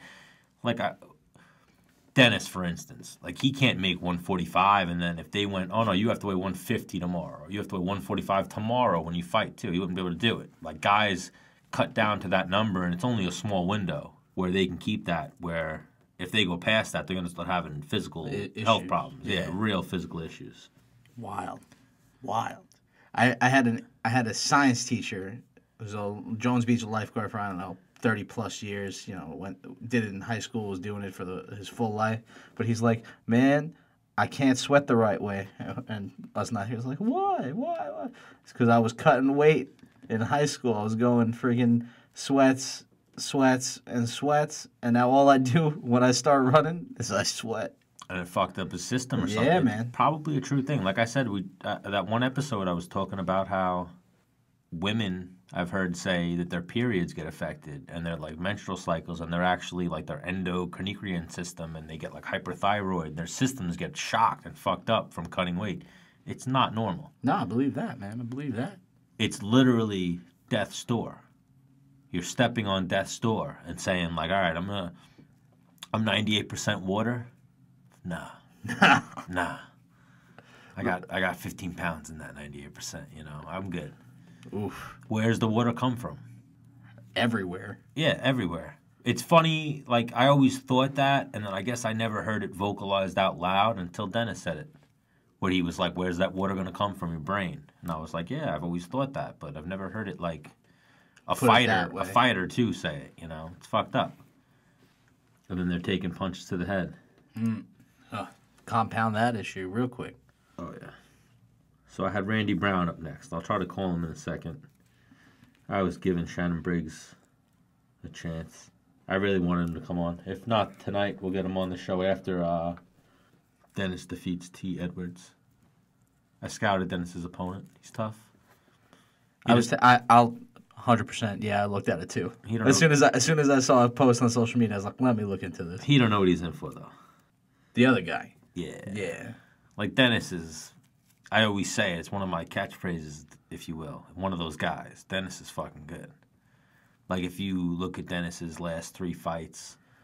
If you were a casual fan, you might get the wrong picture. But all right, I'm gonna come clean, man. Watched them all. Ripped them from YouTube or wherever they were at. Took a look, dude. Dennis, maybe you want to go sit a little bit further away when you're swinging that hand. Please help me out. Yeah. Sitting behind this desk. It's no joke. No joke. Every fight's a pick'em, in a sense, but Dennis should fuck this guy up. I think Dennis beats this guy to the punch, hits him with some leg kicks, and I think if they get into a grappling exchange, Dennis should maul him. Yeah, man. And he was asking for this, so. Well, yeah, he was really jazzed about getting the fight. He's ready, so that's the good thing. That's always like the question. Like, well, his layoff was longer than it was the last time, wasn't it? If I got those dates correct. I think he hasn't fought since July. Okay, but 6 months. No, but the space in between the previous 2 before that, I think was a shorter amount of time, if I recall correctly. I don't follow Dennis like that. I think I give a shit about this guy. You hear him, he's a dick. Especially when he's close to a fight. Let's see what we got here. Nah, he fought twice in 2018. 6. Yeah, 6 months on average. Yeah, so he's been fighting twice a year. Yep. For the last couple. 3 years. times in 2016. But even if you look at his resume, the guys that he's losing split decisions to, they're all top 15, top 20. But even those split decisions, man, like, I mean, that's novice over here, but still, like, it was. That's a room full of people, and three of them happen to be judging the fight at that moment, and they said, "Oh, I think this guy won." You know, if you look at statistics, Dennis definitely won 2 out of 3 of those. And then if you're watching as a judge, he might have won 3 out of 3 of those, you know? Mm-hmm. Splits are always tough. How do you think they might improve on that, Stan? Not possible. At the point they're in, they need more judges. So you would subscribe to what? 5 judges? 10 judges? What do you think? Maybe 10. You think that many? Maybe 7. It's got to be, I would think it has to be an odd number. But I would say 7. 7, 9. Would you keep the 10-point system? Yes and no. You know, I would. You have to have some type of scoring criteria, but I don't like they compare it to boxing. So like the 10-8, 10-7, you know, like the other, everything can't be a 10-9 round. But then in boxing, when you drop someone, it's a 10-8 automatically almost. That's not the same in MMA. Like you can get dropped in the first exchange and then dominate 3 minutes of the round. You know, do you lose that round? No, it's a fair question. Yeah, because then it also comes in like, oh, maybe it was a good punch, but yeah, I ate the punch, but or maybe I was off balance. And it just looked like like it's a weird. And it's obviously more ambiguous in boxing. Yeah. In MMA, it's more ambiguous. I think. In yeah, boxing, that's right. Yeah, MMA is much more ambiguous than boxing. There's less to judge. Yeah. See what Dennis did here? What a dick. I hope he gets armbarred. I hope he gets fucked up while he's training. Not injured, but just fucked up. I hope he gets beat up. I hope he's training with good jiu-jitsu guys and they just fuck him up. You know, like I said, once he said, "Oh no, my bad, bro. I just feel bad. I double booked training." I was like, "Fuck the training." Then he was like, "I didn't train earlier today," so I was like, "Oh, you fucking loser." Because now it's not like I can be like, "Oh no, you're fighting a week. Take the whole day off." To come talk about fighting with me. So, since you've been in the studio, they had the Jon Jones Gustafsson fight. They had UFC 232. Yeah, we didn't do no current events, yeah. Yeah, what did you think, man? Crazy. I expected Jon to do that, beat him more impressively. Once he got him on the ground, I knew it was over. And Amanda Nunes was crazy. That was where I was going right for that one. Man. That was crazy. Those were bombs. You know what it was bombs. Too, though? It was Cyborg was over aggressive, was charging at her, and she just threw punches. Stood her ground? Yeah, stood her ground. Not even stood her ground. She was backpedaling. She happened to throw punches, and they landed. Yeah. And they landed really well. Part of her game plan, though, too, like she was sliding back, waiting to counter, but, like, you know, she was definitely backpedaling like, holy shit, Cyborg. Like, I think if... Boom. Okay. Let's push the issue a little bit now. Different fight if Cyborg jabs and leg kicks and takes a little bit more of a patient approach. Like, I think Cyborg's was bigger. Like, Amanda Nunes beat her but caught her, you know, if that makes sense. Just... You upset with Dana White for not running it back right away? No. No? Handily enough, then? Yeah. It's a weird division. Well, yeah. It's a really weird division. You can go into that. Even all the divisions are weird in the sense, like, does a champion really deserve a rematch? It's a great question. Or did they have to earn the rematch? Well, if you have a champion that's so dominant... Even if you won 5 championship fights in a row and then you lose, do you automatically get a rematch? Why shouldn't you have to earn that rematch? It's weird. Like, there was never, ever a precedent set where it's like, oh, if you're a champion, defend it more than once, you get a rematch. Or, oh, you're a champion, defend it more than once, you fight once, and then you get a rematch. Like, there's never been a precedent set. It's always been different. What would you suggest? Fight once. Fight once? If you are a champion and you lose your title, even if you won 10 fights in a row and you've been the champion, you fight the number 1 or 2 contender, and then you get a rematch. All right. Yeah. I mean, I'm not a fighter. I got no skin in that game. I mean, that sounds like a good kind of level. That's what I would think. That's just me, though. Well, Jon Jones took the number 1 contender. What do you mean? He signed up to fight. Oh, yeah, he took... Is Anthony Smith number 1? I don't know if he's number 1. Oh, yeah. Oh, they have him ranked number 1? I don't think I'm lying to you this time. Yeah, I don't think he should be. Nah, he's not number one. He can't be number one. Because even I tried to get Corey Anderson on the show this week, but he was a little busy, or last week, and then he was. I think we had him on last week, and we had to reschedule, and he was busy for this week. But number 3, as a matter of fact, Corey Anderson should be in that top 5 as well, top 4, with Anthony Smith. And Anthony Smith is probably getting the fight because he's currently... He's on a win streak. A win streak, and he's as high-ranked as he is. So it's just the circumstances make sense. That's like people with Chris Weidman when he fought Anderson Silva. Yes. He wasn't number 1. The circumstances made sense. He was hot. The circumstances made sense. He didn't clean out the division to deserve a title shot. You know, he was whatever ranked he was, beat a top-ranked guy, and it was like, oh, this lines up. Anderson wants to fight on this date. Oh, this guy's not ready. This guy's not ready. Weidman, you ready? Yep. All right, you're getting a title shot. Knocked out Evans in the first. Knocked out Rua in the first. Went the distance with Ozdemir.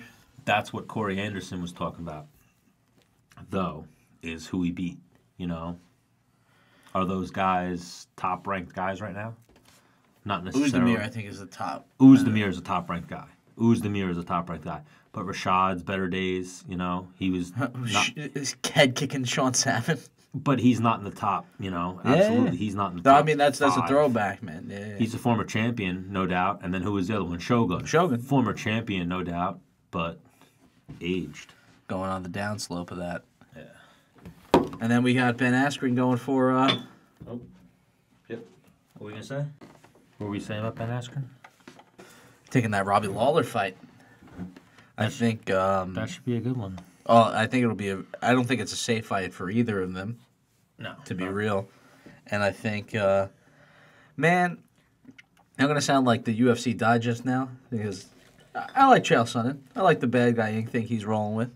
But he was saying that for the amount of time that it took Ben Askren to be actually taken in and accepted by the UFC and signed there, that this seems almost like a Dana White, like a Vince McMahon Dana White move. Like, we're going to put you against probably the hardest fight that we can do. Definitely. And make sure that, we're getting the money's worth. Oh, so you want to fight in the UFC? You know? Yeah. Yeah, I think that was the best bit of commentary I heard on. Well, on actually, the fight Ben Askren always says that. I know a guy. So he's a pro wrestling guy, Ben Askren. All right. He'll say, like, oh, no, I know a guy. Yeah. Like, I'll fight that guy. Like, yeah, he's... And from what... If you ever watch Ben Askren, it's some other level shit. Man, I mean, the amateur wrestling, like... Fighting is fighting, and it's like, oh, punching in the head, but then there's another element of it where it's like, oh, no, this guy can... Control you. This guy can manhandle me. He can grab my wrist and fuck me up. Punch me in the face with hard enough shots that they're uncomfortable, but...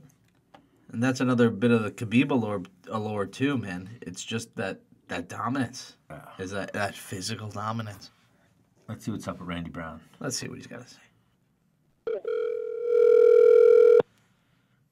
Hello? Randy. Hello. What's going on? Actually trying to figure out what number am I calling. Oh, this number. My bad. I should have sent that to you. Oh. How are you, my man? Welcome to Menace and The Man. I'm good. What's going on? No Menace. Menace is finishing up some training. He'll be joining us in probably like 15 minutes, but I want to thank you again for joining us. Randy Brown, about to fight. What, you fighting next week, right? Yep, next Saturday. Excited for that, I'm sure. You get to fight in your backyard. Where'd you grow up? You didn't grow up in Brooklyn, right? Nah, I grew up in Queens. Oh, well, From Jamaica to Queens, Queens to Jamaica, back and forth. Close enough. So this is a fight definitely in your backyard. You're excited for it. Who they got you going against? Chance Runcounter. He's from Oklahoma. I think he trains out of... Now he trains out of... what is that place? Some place in San Francisco, I think. Now, do you scout guys at all, or your coaches do that? You watch film? I do a little bit. I don't really get too crazy with it. I watch a little bit once I hear about the guy, and then my coach pretty much watches throughout the entire camp, constantly telling me stuff. But I don't really try to get too caught up too much on it, you know. I just watch him once or twice and look for some habits, and then I'm done. Are you still over at Budokan? Yes, sir. And how's that going? It's going good. It's going good, man. Just grinding. You know what I mean? So who's your Same old, same old. So who's your head coach over there? Nardu, Vincent Nardu. So you do most of your work with Nardu. You working with you do any of your jiu-jitsu work with Matt, or Matt just manages you? Matt manages me. I also work with him, do jiu-jitsu with him as well. Since Nardu is a black belt on the Hensel Gracie himself, so I train with him, my BJJ. I have my boxing coach, Tyrone Creddle. Also train with him. He comes down. He's from Budokan. I spend a lot of time at Belmore, too, training out with Keith. So that's pretty much where I'm at for the most part.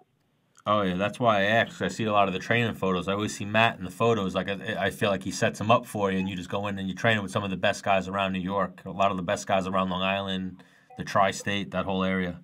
Yeah, definitely. Definitely try to link up with everyone that's on the island that I know is elite. I try to always take the best to get some work from them from time to time. Oh, so you're about to put on a show, though. You're going to be the first fight on ESPN, right? Yes, sir. I believe it. I believe that's the case. So I'm just ready, man. I'm ready to get in there and just go to work. You know what I mean? That's it. Oh, yeah, a little bit of a break. You haven't fought since July. Has this been, you just been gnawing at the bit, chomping, waiting to get in there again?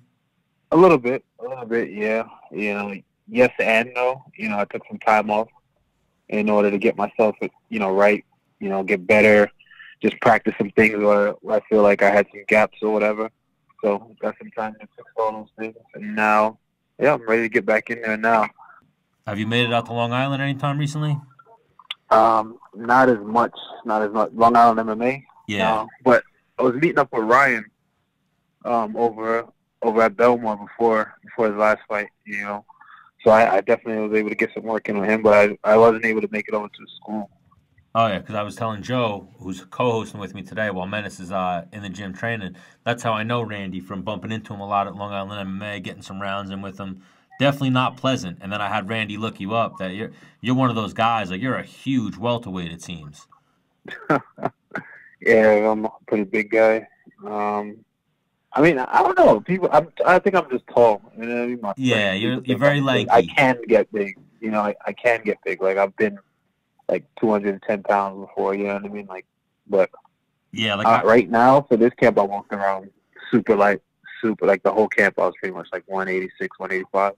I remember one time I moved around with you, like doing like light striking, light sparring, and that was even one of those moments that I hinder where I'm like, I would never fight at 170. I would never even fathom fighting at 170. I'll kill myself to make 155. I would never even try this. LaFleur, Randy Brown, these guys are just way too long, way too big. I don't know, man. I don't know. What about that 165 division? You ever thought about that? If they come out with it, would you be able to make 165? I think so. Yeah, I think I can make 165 pretty easy. So, like, I used to box at 65. You know what I mean? But that was a long time ago. So I was a lot younger. But I think I can still make it. I think I can make 65 for sure. I think they need to do it. I think what it is the UFC doesn't think they have enough guys, but I think they do have enough guys. They already have all these guys under contract. Just throw in the two other belts. Throw in 65, 75, 95, and just have those few other divisions. You won't have any problems coming up with interim belts. You'll always have a title fight. Yeah, because that gap is crazy, bro. That gap is too big, I think. Yeah, it's the biggest gap out of all the divisions. You know what I mean? It's like 55 all the way up to 70. And who's going to give you the better? Who's going to give you the better fight? The unhealthy guy who's sucked out from making weight, or the guy who's healthy and feels good about it and is excited about the fight? You don't want guys walking in there, like I was saying to Joe, on death's door, thinking, "Oh shit, I almost died yesterday to make weight, and now I'm fighting today." Let them go in healthy. Exactly. So January 19th, you got a lot of family coming out. You sold a lot of tickets for this. What's going on? Yeah, we got a lot of people going to be in the crowd, man. Friends, family, teammates, everything, man. It's going to be packed in there. That place is going to be screaming.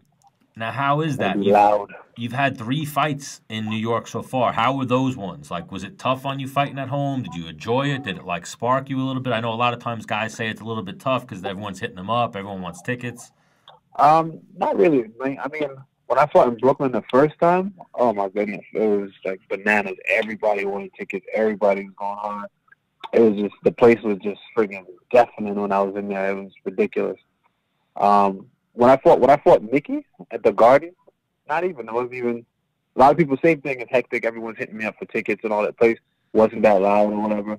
But for this one, I'm pretty sure every time I go to Brooklyn, I feel like everybody turns up when I go to Brooklyn. So, but I like it. I like fighting home. I think it gives me an extra spark. You know what I mean? I like walking through the crowd and seeing my friends and family and all that. You know, people cheering me on before I get in there. Yeah, I feel like that gives me a spark. You know what I mean? It gives me that extra oomph to do what I got to do. You know? Yeah. And after party's always fun. Yeah, it's always a mixed bag. Like, I know some guys who love it, some guys who let it motivate them, and other guys who, you know, they kind of let it consume them, and just it turns into a little bit too much. But if it motivates you, then that's a plus. That's a positive. Then you'll have the crowd on your side.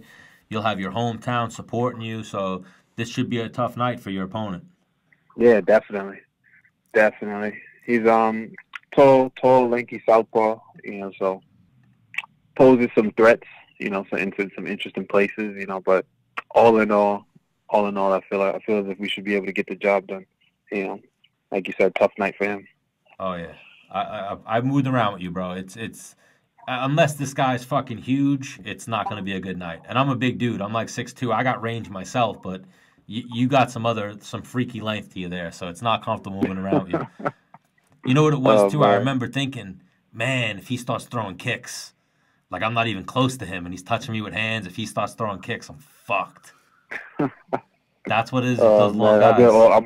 I'm just working on everything, man. I'm still learning. You know what I mean? I'm trying to get better at everything. You know, so we're developing kicks, we're throwing hands. You know what I mean? And wrestling's coming along nice. So we just trying to put it together, man. Out here grinding. That's it.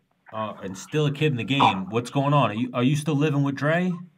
No, me and Dre got our own places now. Dre got his own spot. I got my own spot. You know, growth. You know, growth. That's all. You guys were living together for a minute, though, right? Yeah, we lived together for a couple of years. But the funny thing is, we moved away from each other. But now we just live down a block from each other. Yeah, you guys couldn't end that bromance. No. So it's funny. We literally like down the street, so we always around each other every damn day.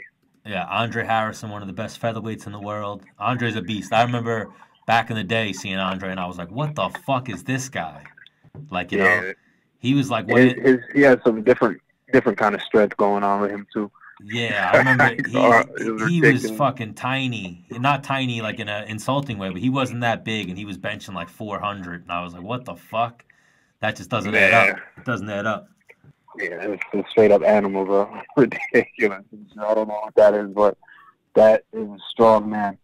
So would you guys both moved out of that place, or one of you stayed? No, we both left. And we got ourselves apartments and all that. Oh, nice. Where are you living at now?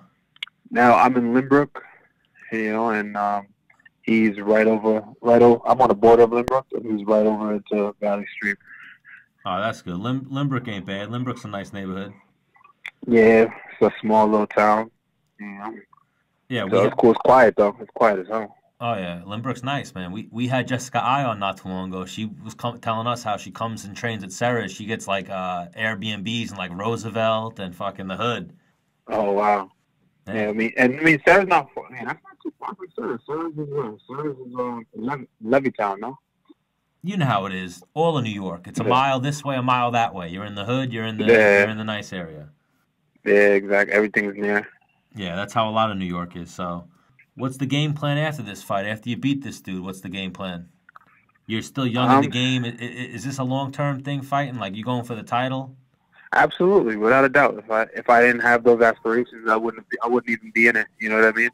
I'm just here, man, trying to grind, bro. I'm just trying to get better. You know what I mean? I'm just working every day. I'm a fucking workhorse, bro. Like, you don't even understand, man. I'm a workhorse, brother. Like, every day, you know, I live this. You know what I mean? It's not something that I do. This is a lifestyle for me. So, after camp, it is what it is. You know what I mean? After this fight, it is what it is. I win this fight, and I just move on to the next, and I get back to work and back to improving.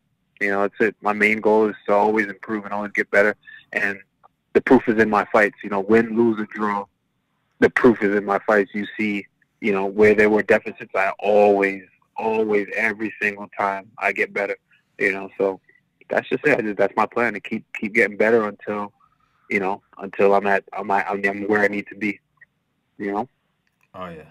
So what's Randy Brown fighting for at this point? Are you fighting for yourself? You have a wife, you got kids, you got a girl. Yeah, I fight for my son. You know what I mean? I fight for myself. You know, I fight for so many different things. You know what I mean? I fight for family, my girl. You know, everything, man. My friends. You know, and mostly I do it for myself. You know, mostly this is something that I have to do. You know what I mean? I come from somewhere where there's not a lot of opportunities. You know, I come from nothing. I've seen the lowest of the lows. You know, and I've seen some great highs. You know, just by pursuing my dreams. You know, so I'm fighting for legacy. You know, I'm fighting to do something greater than be something greater than myself. I'm fighting to become world champion and keep it going and be able to just build this awesome legacy like some of the greats left behind. You know what I mean? So those are my goals, man. That's what I'm aspiring to. So did you say right now we're in the middle? So let's get it. Did you say son in there? You have a kid? Yeah, I got an 8-year-old son. His name is Uriah.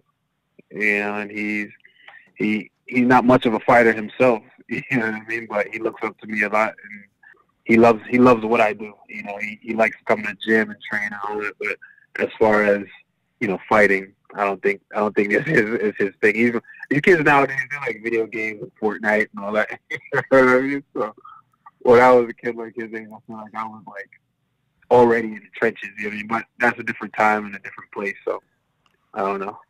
Oh yeah, well, if he's got it, you know, I'm all about the video game, so I can't hate on him. I play some Fortnite. Me too. I'm a fucking gamer. I'm a hardcore gamer, bro. I'm sitting in front of a controller right now. Oh, you know, so. What do you play? Right now, I'm playing Red Dead Redemption. Oh, Red Dead Redemption. I've yet to play that one, but I've heard good things. I pretty much stick to the Call of Duty, the Fortnite. I like shooting people. Yeah, me too. I also play Call of Duty, the Blackout mode. Yeah, the Battle Royale, that's fun. What are you playing? Xbox, PS4? Xbox. Oh, that's what it is. I was going to say, you ever play with Menace? I know Menace has the Xbox. I'm a PS4 guy, so. Man. Gotta get on the Xbox, kid. My nephew has the Xbox, but I focus on the PS4. And even when I do get to play, you know, every now and then I jump on with Menace. Everyone's just so fucking good. It's like it's the same. Video games is like jiu-jitsu. If you take a little bit of time off, your timing's off, just everything, you're fucked. Yep, absolutely. These kids play professionally. They're not playing games with me. They're making money on Twitch and all that. Crazy. So are you doing a Twitch stream or anything like that when you play your video games, or it's just your downtime, your personal time? It's mostly just downtime, personal time. But I do have a Twitch account, you know, and I'm on there from time to time, you know, but I just keep forgetting, man. I do it for fun, so it's like, I forget, bro. Like, when I'm online and I just see my friends are online and we're just playing, you know, I forget that I need to stream. Unless someone reminds me. I'm like, oh, yeah, all right, let me stream this. So who's better at video games, you or Dre? Me. Dre's technology illiterate. That's what I like to call it. Dre don't get down with the video games? Nah, Dre barely knows how to do certain stuff with his phone. You know, but... video games, that's my thing. Oh yeah, I'm big on the video games. Dre's a good dude though. I like watching Dre fight. He's one of those guys that like you just watch him and it's like as humble and as nice of a fighter as it can be. Yeah, man. Like hard worker too, extremely hard worker. Oh, the definition of hard work. He's the definition of keeping his mouth shut and just fucking working, you know, and just doing it. Yeah, putting on the like setting the example. Yep. Exactly. Oh, Randy Brown's one of those guys too, setting the example for New York fighters, Queens fighters. Let our followers know where they can find you. Just check me out on Instagram, man. Wherever touch and go _ on Instagram. Same thing for Twitter. And yeah, man, that's it. That's pretty much it. Yeah. All right, Randy. I'm here. I want to thank you for joining us. Just trying to punch some people in the face. Oh, yeah. I always tell people, Randy's the man. Like I was telling Dennis, me and Dennis had the conversation a few weeks ago. Dennis didn't realize that me and you have trained together and kind of know each other. So I was like, yeah, I know Randy. I've trained with him a bunch of times. So you're one of the nicest dudes I've ever met. Like you would never think, oh, this guy's in the UFC, he punches people in the face. Just a chill dude, very approachable. I appreciate that, man. Thank you. You know, tell Dennis I said what's up. We actually fought on the last card together, actually. I seen him. We ate dinner together. I mean, breakfast together at one point, you know. I haven't seen him since, though, but Tell him I said, what up? Hit him up this time. He's on this card. You know that, right? I know, I saw that, so I'll see him again. Yeah, he's the 2 fights after you, so maybe you guys can share another breakfast or a meal or something like that. And Probably. Randy Brown, everybody check him out. He's fighting Chance, Rion Contour, opening up the ESPN era of the UFC. Yes, sir. All right, thanks again for joining us, Randy. I'll talk to you soon. Hit us up after the Thanks fight. for having me, man. After you get this knockout victory, we'll get you back on. Yes, sir, absolutely. All right, take it easy, my man. All right, take care, bro. Peace. Randy, touch and go, motherfucking Brown. I added the motherfucking. Man, Shannon Briggs, though, killing me. That actually, like, took all my mojo out, broke my heart. He's just, breaking you down to build you back up, man. I hope so. I hope so. So, yeah, Joe, like we were saying earlier, you're single, you don't have a lady in your life, you're working on some things? I'm working on some things, man. You're burning the candle at both ends right now. Nobody's going to be happy to be the hey, I got a couple hours here, lady. Oh, me? Or you? Yeah. That's my life, I burn the candles at both ends, and there's no other way to live. How else do you live? There you go, man. There you go. But I've been giving out that number, man. I've been giving out that number. Hit and miss, hit and miss. Shooter's going to shoot. Yeah, man. I was seeing a nice young lady, and then you go through those breakups, and you just learn life lessons. That's it. Can't stop learning. Once you stop learning, then you're in trouble. That's the essence of life, is learning.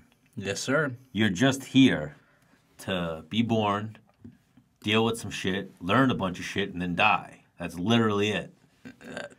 Well, when you put it like that, it really doesn't sound that difficult now, does it? No, it's not that. It's more difficult than that, but you know what I mean. But yeah, it doesn't sound like, when you put it like that, it don't sound like. Maybe you fuck around and have some kids, something like that. Are you familiar with Nick Newell? No, I am not. Nick Newell is the congenitive amputee. Google him. Yeah, doing that right now. He's a badass. I've been watching him for years. He's definitely one of the more inspirational figures in fighting. Oh, okay. Yeah, we're hopefully going to have Nick Newell on in a few minutes. Nice. See what's next for him. See what the next path in his career is. He fought on the Contender Series last summer. Didn't go his way. That's funny, too. I didn't call him out on it. I should have. But Randy Brown was like, I'm sitting with a controller in my hand right now. Oh, so that's why you weren't answering my text messages. Smart move. Nick Newell has 9 submissions. 64% of his fights have, or not his fights, but his wins have ended in submission. It's crazy. Yeah, like he gets heel hooks and guillotines. Man, wild. Kudos to him, though. He didn't let anything stand in his way. No way, man. He was born with congenital amputation of his left arm, which ends just below his elbow. Yes. And from my travels and my studies, I met a Paralympics medalist from Ireland who was, really into swimming, really into decathlon or some event like that. And she had postulated to me and my buddy who were over there, it's like, I really want to just amputate this arm like that was messed up on her. And we couldn't imagine. We were like, why? Like, why would you do this? She's like, because I'd be boss in the other divisions. I was like, oh shit. She's like, I've given this plenty of thought. And when you're talking about, I guess, Olympic medals, I mean, she was not joking around. What do you mean, boss? Like lighter weight classes?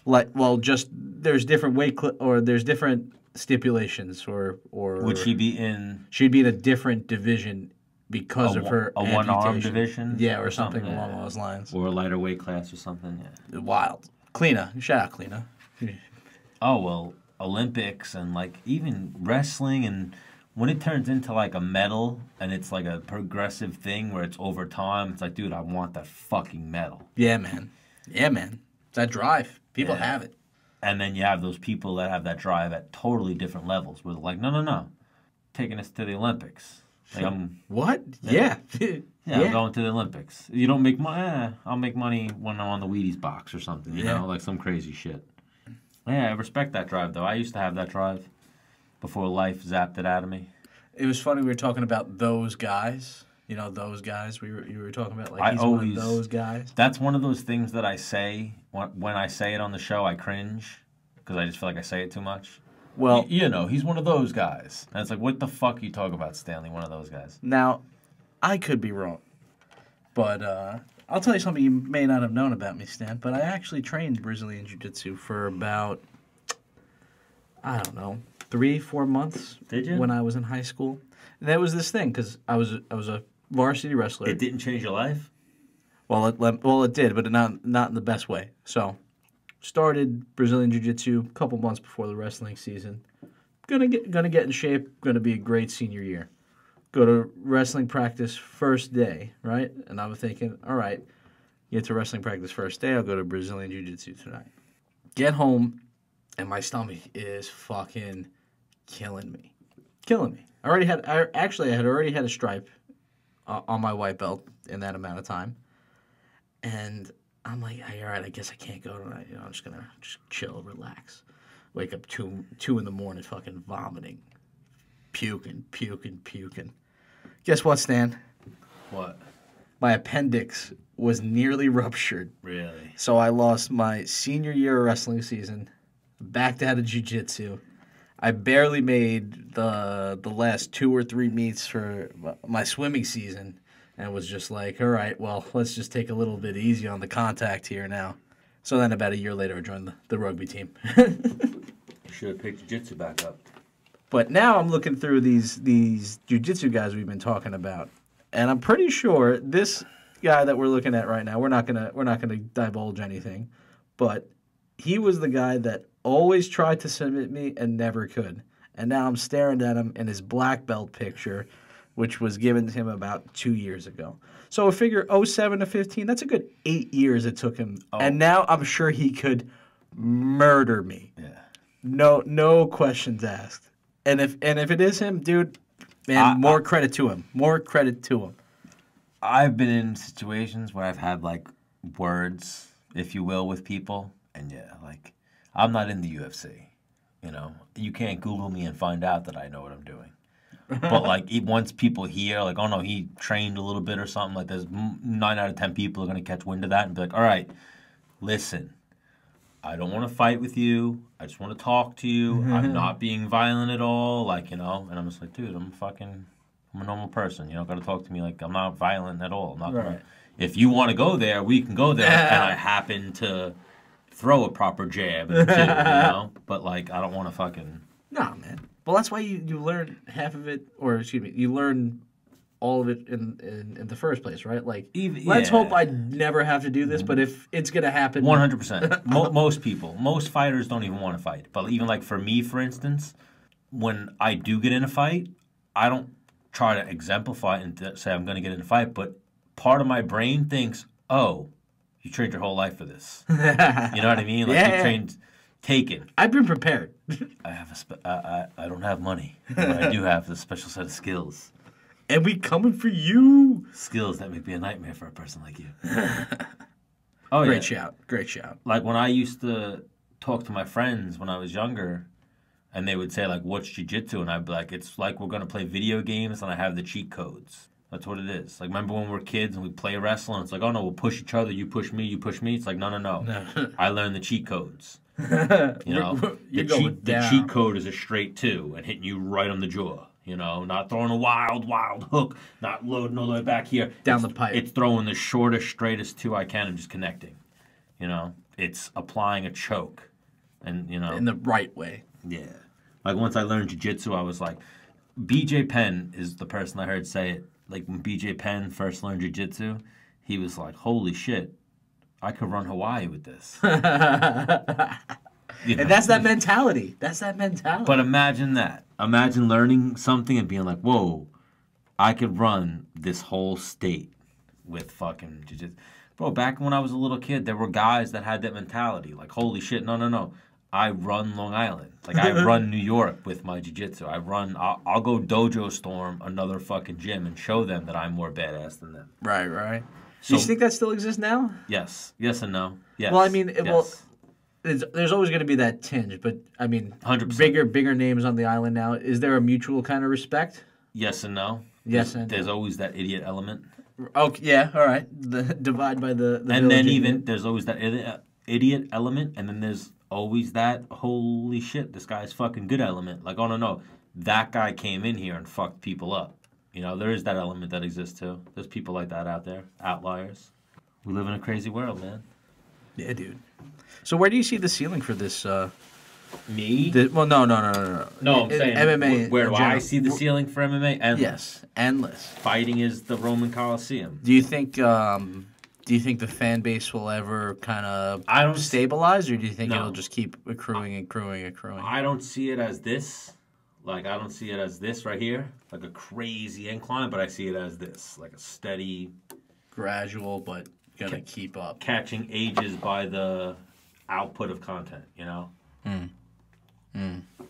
So content they put out in 2009 caught this age demographic. Then those people are fans in 2010, 2011, 2012 when they're capturing new people with new content. Right, bigger or newer content. Yeah, so like the 18 to whatever, 36 or 35 demographic, they'll have that demographic when they're 35 to whatever because they caught them in those, you know, like it's the infancy stages still.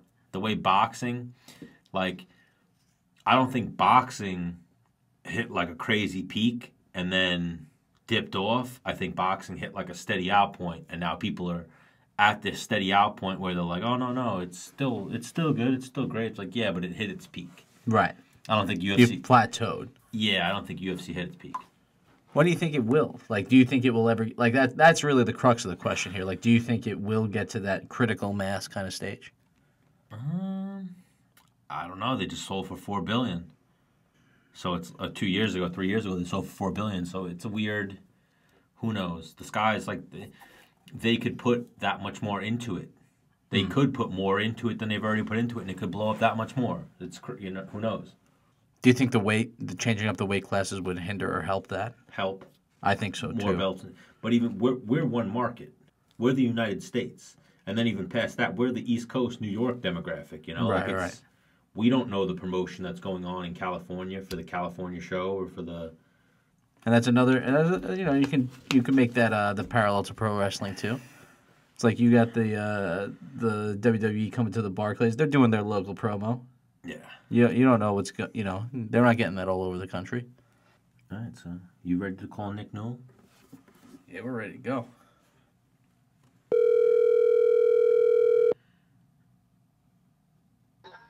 Hello? Nick Newell. Hey, what's going on? How are you, my man? Welcome to Menace and The Man. Hey, good to be on. Stan the Man here. Dennis the Menace is currently finishing up some training. He might join us shortly, but I want to thank you again for joining us, Nick Newell. Oh, nice. Yeah, thanks for having me on. What are you teaching right now? What did we catch you at the end of? Yeah, I'm at the end of class. I just ran a class at my gym, and I have one of my fighters, Justin Sumter, has a fight coming up for Bellator on the 15th of February or 16th of February. So I'm getting him prepared for the fight, and you know, getting a little training in myself as well. I know Justin. Justin's a good dude. Tell him Stanley from the New York Fight Exchange said hello. He'll know who I am. Yeah, I believe he was a champion at NYFE as an amateur. Yeah. Oh, he's a beast, Justin. He's the way we were talking, Joe. He's one of those guys. He's fucking huge, like lengthwise, fucking huge. Yeah, I mean he definitely has you know, turned a corner recently. You know, he made one mistake his last fight and lost all off one mistake on what otherwise was like a looking like it was going to be a great performance. But you live and you learn, you know, and he definitely learned, and he's looking ready, you know. He's a scary man, and he's a nice guy, so he's good to train with. But if he wanted to be mean, you know, in sparring, I don't think many people keep up. Oh, nicest guy in the world. He's one of those guys too. Like, yeah, you would never think that. Oh, this guy's a cage fighter who tries to hurt people. Nicest guy in the world. Yeah, kind of a dorky guy too, which is funny, you know, and just an all around great guy. Oh yeah, he's been with you for a few years now, right?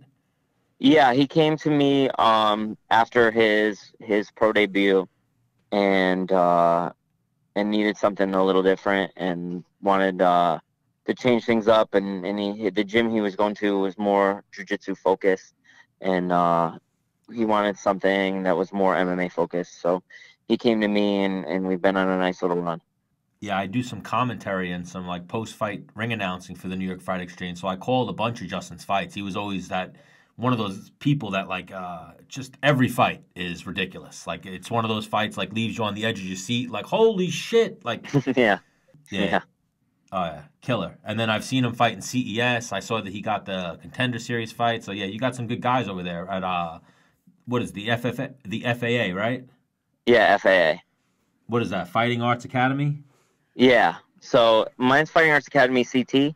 The original gym is Fighting Arts Academy in Springfield, Mass. And we kind of just work together, and we have a great team. One of our guys just won the reality fighting title, which is like a big deal, amateur in Connecticut. He's actually an NYFE veteran too, Eddie George. He fought a tough New York kid in his fight for NYFE. Oh yeah, I know of Eddie George. Is he went pro or he's still amateur? No, he's amateur. He's amateur still. Is he going pro yet? No, I think I'm going to give him another year as an amateur just to get super comfortable fighting and work on some things, and then I think he's someone that can really make a run at it, make a good run and be a good pro. So you want to make sure that that your fighters are groomed right and have the experience and the tough amateur fights and then the experience. So when you go pro, you're super comfortable, super relaxed, and ready for everything because you've seen it all. Oh, for sure. Does Eddie have anything lined up? No, he just won last weekend. So he won 30-second knockout against actually the number one ranked fighter in the Northeast. The guy was 6-1 and all around just really, really tough fight, and we got it done early. So we're definitely appreciative of that. Oh, we have our next NYFE March 2nd. Maybe we could find something for Eddie then. Yeah, he's available and he's ready. He's always ready for a challenge and a fight, and we'd love to have him back on the card. And this time he can ground and pound. Oh, why? Because he came here last time and they had the rules on him. Yeah, he fought a guy who was his first fight, so there's no ground and pound. Yeah, they have that weird. I mean, it's an understandable rule, but they have I think it's 3 fights, and then you go into advanced rules, and you can ground and pound on the ground. But if you have less than 3 amateur fights, you can't throw punches on the ground, something like that. Yeah, so he's got 5 now. Now, do they have those same rules in Connecticut? No. Yes, the first fight only. Oh, so the first fight's no ground and pound. Yeah, so if we like ground and pound, we send them to Massachusetts where there's no they allow ground and pound first fight. Oh yeah, so what's Eddie George's record now? He's 3-2. So he had he fought a really only tough fights, and honestly, I think that the toughest guy that he fought, to be honest with you, was the guy he fought in NYFE, and he won that fight, but it definitely was a good one. At the last one, right? Was it the last one? He fought a guy, Dileme from Longo and Weidman, and the kid was good. It was like a last minute matchup, and it was like I was like, man, I was like, oh, this guy's tough, So we had to make some pretty big adjustments for that fight because we knew that it would that we'd have to bring our A game, and we got it done. Oh yeah, so I've seen you around at all the fights. Now you're like a head coach. You're coaching all these guys, right? Yeah, I coach a lot of these guys.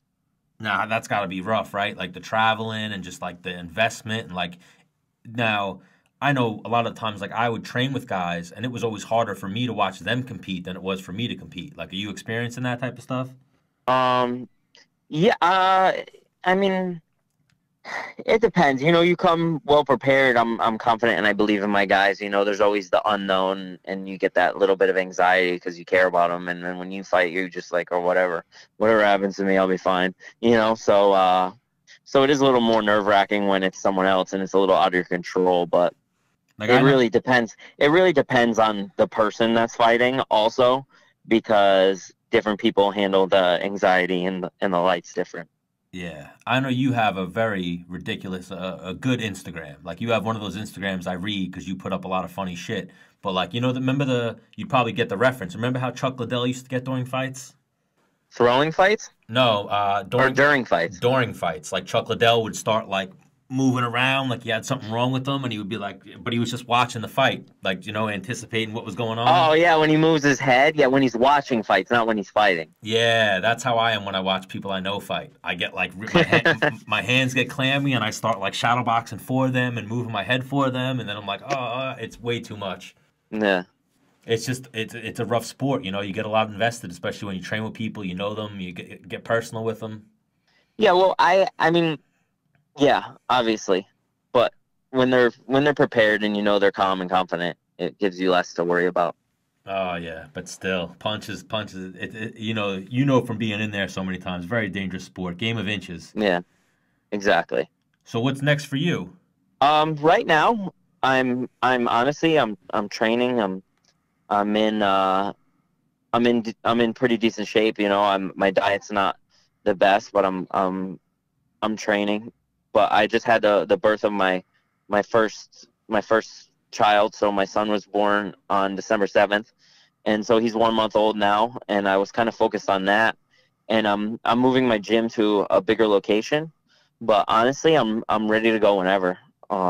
Just give me give me a month and a half, 6 weeks notice, and I'll be ready. I'll show up. Man, congratulations on the son birth. You got an infant over there. Yeah, you know, I mean, it's not like usually I'm training, I'm in shape, like, oh, I can be ready next week, you know. But right now I've been kind of focusing, spending time with my son, and staying in good enough shape. So if something comes up in like 6 weeks or like, you know, 8 weeks, I prefer, I'll be ready to go. And obviously coming off a loss and a tough fight kind of sucks, a big opportunity fight, and I didn't make the most of it. So like I'm a little upset with myself for that, but there's really nothing you can do, you know. And I've been training a lot with Sacred Heart Wrestling since then, and they have an awesome coach, Coach Clark, John Clark, who was, like you said, a record at Ohio State. You know, he still holds a record for Ohio State, and those guys, and then obviously with my same team I've always been with, Fighting Arts Academy, and just really grinding and just making sure that it doesn't happen again. You know, my window is obviously not the biggest because I'm 32 years old, but I had a lot of injuries. I took that time off, and my body feels great. So I don't see why I can't keep going till like 36, 37 at a high level. Oh, for sure. Was that what that break was at the end of 2015, 2016, 2017? Just taking a rest to heal up some injuries? Yeah, I wanted, you know, the truth is I kind of grew up a little bit, you know, and I wanted, you fight and then you don't fight and they don't give you fights. And then like I lost to Justin Gaethje, I got half my purse, and it's like I wanted something a little more steady, but I wanted something where I can continue to train all full time and still do my thing, you know. So I still get my training in, you know. I'm a student a little bit less because I teach, but teaching makes you a lot better as well. So definitely I open up my own I open up my own gym, and now I have a little more steady income, and I can fight because I love it, not because I have to for a paycheck, you know. That one fight that I had, to be honest with you, I thought that it was stylistically just like kind of an easy match for me, and he thought otherwise, and he gave me a hell of a fight, and I was injured and I had all this and I didn't really train like I should have, but it's no fucking excuse, you know. At the end of the day, it's like if you showing you sign up, and he, you know, he wasn't taking me lightly, my opponent, and I was kind of sleeping on him, and I regret it because I shouldn't have. I made a mistake, you know, and I was like, I'm not gonna fight again until I'm 100%, you know. So I focused on my business, and I waited till my body felt better, and that's why I came back at LFA, a way better fighter. And then I had my Contender Series fight, and I thought that, you know, I had my moments. I was the closer guy to finishing the fight twice, you know, but I got controlled, and that's the game, you know. That's how you play the game. So he won, no excuses on that end, you know, and it's just time to bounce back. Yeah, I would say me being a student of the game and watching your career, I would say you had an off night that night. You just didn't look like, you know, you just didn't look like yourself out there a little bit. Yeah, you know, I'm usually really good at getting back to my feet, and I just couldn't I just couldn't get up. You know, he was there, and I was a little slow and a little sluggish, and I don't know. I don't see that happening again. I got that bad performance out of my system, and it's not even a bad night, man. That guy's just Yeah, I was gonna say, taking nothing away from Alex Munoz. That guy's a beast. He comes from an amazing camp. He's just he's a really good fighter, you know. And when you play these games and you fight these guys that are some of the best guys in the world, then you you know, sometimes you win, sometimes you lose, and I trained hard and I was ready for that fight, and I just didn't win. Yeah, the same way where you're unheralded and you're a little bit under the radar. I think Alex Munoz is one of those guys too. So that was a fight of two of the top prospects, if you will, two of the top. Yeah, I mean, and then if you, not to be a jerk, but if you look at all the other guys that were on the Contender Series, it's like, come on, it's like they put the two best guys against each other. You know, that's really how I felt at 55. Style wise, the UFC really wanted to make sure I had the toughest test I could find. And they gave me it, you know, and I wish I could have passed the test, but live and learn. Yeah. So where'd you leave off with them? Are you expecting a phone call from them? You waiting for Bellator? Are you waiting for anybody? You're a free agent at the moment, right? You know, I'd really like, honestly, to fight for LFA again. They were a great organization, and I was so happy with the way they treated me and how I just like everything involved in fighting for LFA. I really love. You know, I like the crew over at Access TV. I think they run a great show, and you know, I think that will be my next move. I wanted to get on the Bellator card in Connecticut because I'm from Connecticut, and honestly, last time I fought in Connecticut, I sold like 25 grand in tickets, and I made some like good money off ticket sales plus my purse. And honestly, I just love fighting in front of my hometown crowd. So, you know, I would have liked to have gotten on that card, but I didn't get a call. So it is what it is, and I'll be fine. And then hopefully I can work my next fight in the LFA, and then after that get signed by one of the big organizations in the world. Yeah, I would have to think you're obviously on the UFC's radar, even with the last fight. I would think that you're probably going to get a call back from the Contender Series again. They're going to probably try to use you as a guy in the sport who has a good enough following. They're going to use you to go on the Contender Series and bring some ratings to that. Yeah, I mean, if the next fight I had was another Contender Series fight, I would take it because I could see you being on ESPN as well. I do feel like I didn't get to show the real me, and I was a little off, but also it's hard to tell. Like I said, when you're fighting those really good guys. Oh, for sure. I think you could, like I said, you could wind up on an ESPN card too. I think that when you fight, not just because of your your arm and whatnot, but like you're an action-packed fighter. Like I was talking to my co-host today, Joe. Like you have submissions. Like you're one of those guys. Like you finish fights. It's not just like a show there. You know, like there's a real fighter there.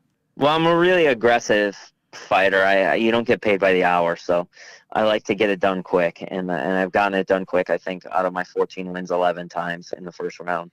So, you know, and not against easy competition. You know, my first 3 fights, I fought dudes with losing records, and then my last 11 wins have all been versus guys with winning records or really good records. You know, so I'm not fighting these bums. Oh, absolutely. You have an impressive resume there. I'm still putting them away, and yeah, I win all different types of ways. So like, you never know what you're gonna get with me. Whether it's a knockout, it's ground and pound, it's guillotines, heel hooks, arm bars, rear naked chokes, neck cranks. You know, I have a good arsenal of ways to finish fights. Oh yeah, and I've seen it, man. Joe, I'm gonna get Joe to check you out. And I'm sure he's going to become a fan. You know, Nick Newell.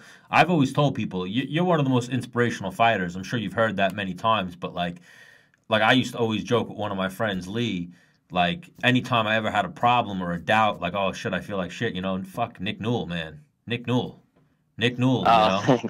Thanks. I mean, to me, it's just like, what are you gonna do? You see an animal with like one leg. You don't see it like just give up and die. You see it just working with what it has, and it's not about where you start, it's about where you finish. So if you're willing to hustle a little bit harder, you can get to the front of the line. And that's me. I really feel like, you know, there aren't any excuses in this world. If you really want it bad enough, you can have it, but you got to want to put in the work. So I don't think that I really had like a harder path than anyone else, or like that I deserve any extra attention because of it. You know, like, look at me, I have one hand and I'm defying the odds. I don't really think that, I don't really ask for that, you know, because I think that everyone has their problems and everyone has their obstacles that they face, but I literally wear mine on my sleeve, you know. Oh, for and sure. I feel like people can relate to me because they have problems they're going through that people can't see.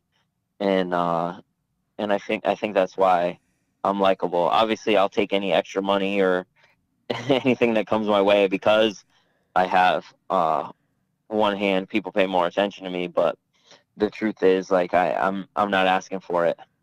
Oh, I hear you there, but I just wanted to let you know that, yeah, you definitely inspired me in your journey, even just as a professional fighter, and then obviously overcoming any obstacles in life that I've seen you do. I'm big on guys like that. I'm big on the guys who battle depression, who overcome any type of obstacles in their life, and then still get to, oh no, I'm still gonna go and fight. Like, 'cause fighting's hard enough. So for any fighter to overcome obstacles in life and then want to get into a cage fight, kudos to them. Thank you. Oh, so Nick, Thank you. hopefully when you book this next fight, we'll get you on again. Let our following know how they can find you. Yeah, so I'm you know, I'm on the Twitter at Notorious Newell, and my Instagram, like you were talking about before, is at Notorious Newell. I share my my personal life on my feed, and then just things that I find funny, I put on my story. So my story is known as someone, I get a lot of views on my story and a lot of followers because I post like some real funny memes and stuff like that on my story. And then on Facebook, it's facebook.com/Nick Newell MMA.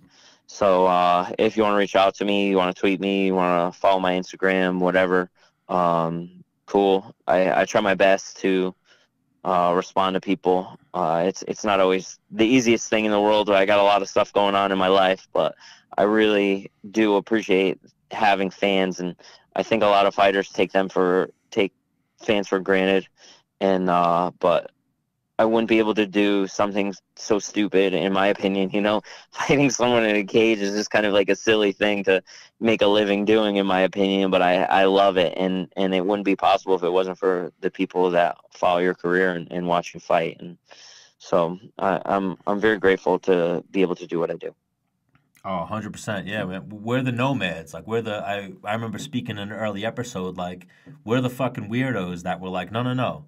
I'm going to do this for a living. Like, this is what I'm into. I'm into Yeah. simulating human death.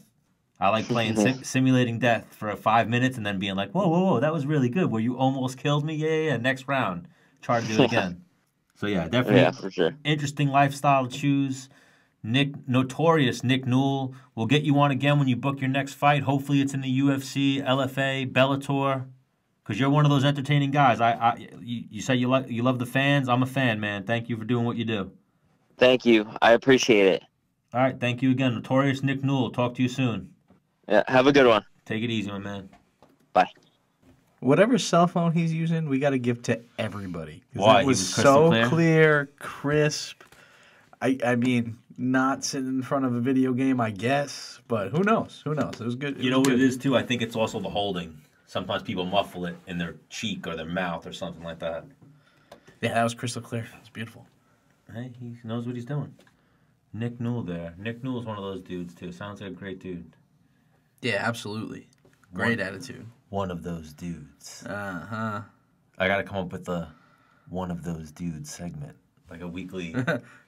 This guy. Let's get into the one of those dudes segment for the week. But yeah, while we're waiting for Ben Askren, like I said, that's why I'm going Clooney.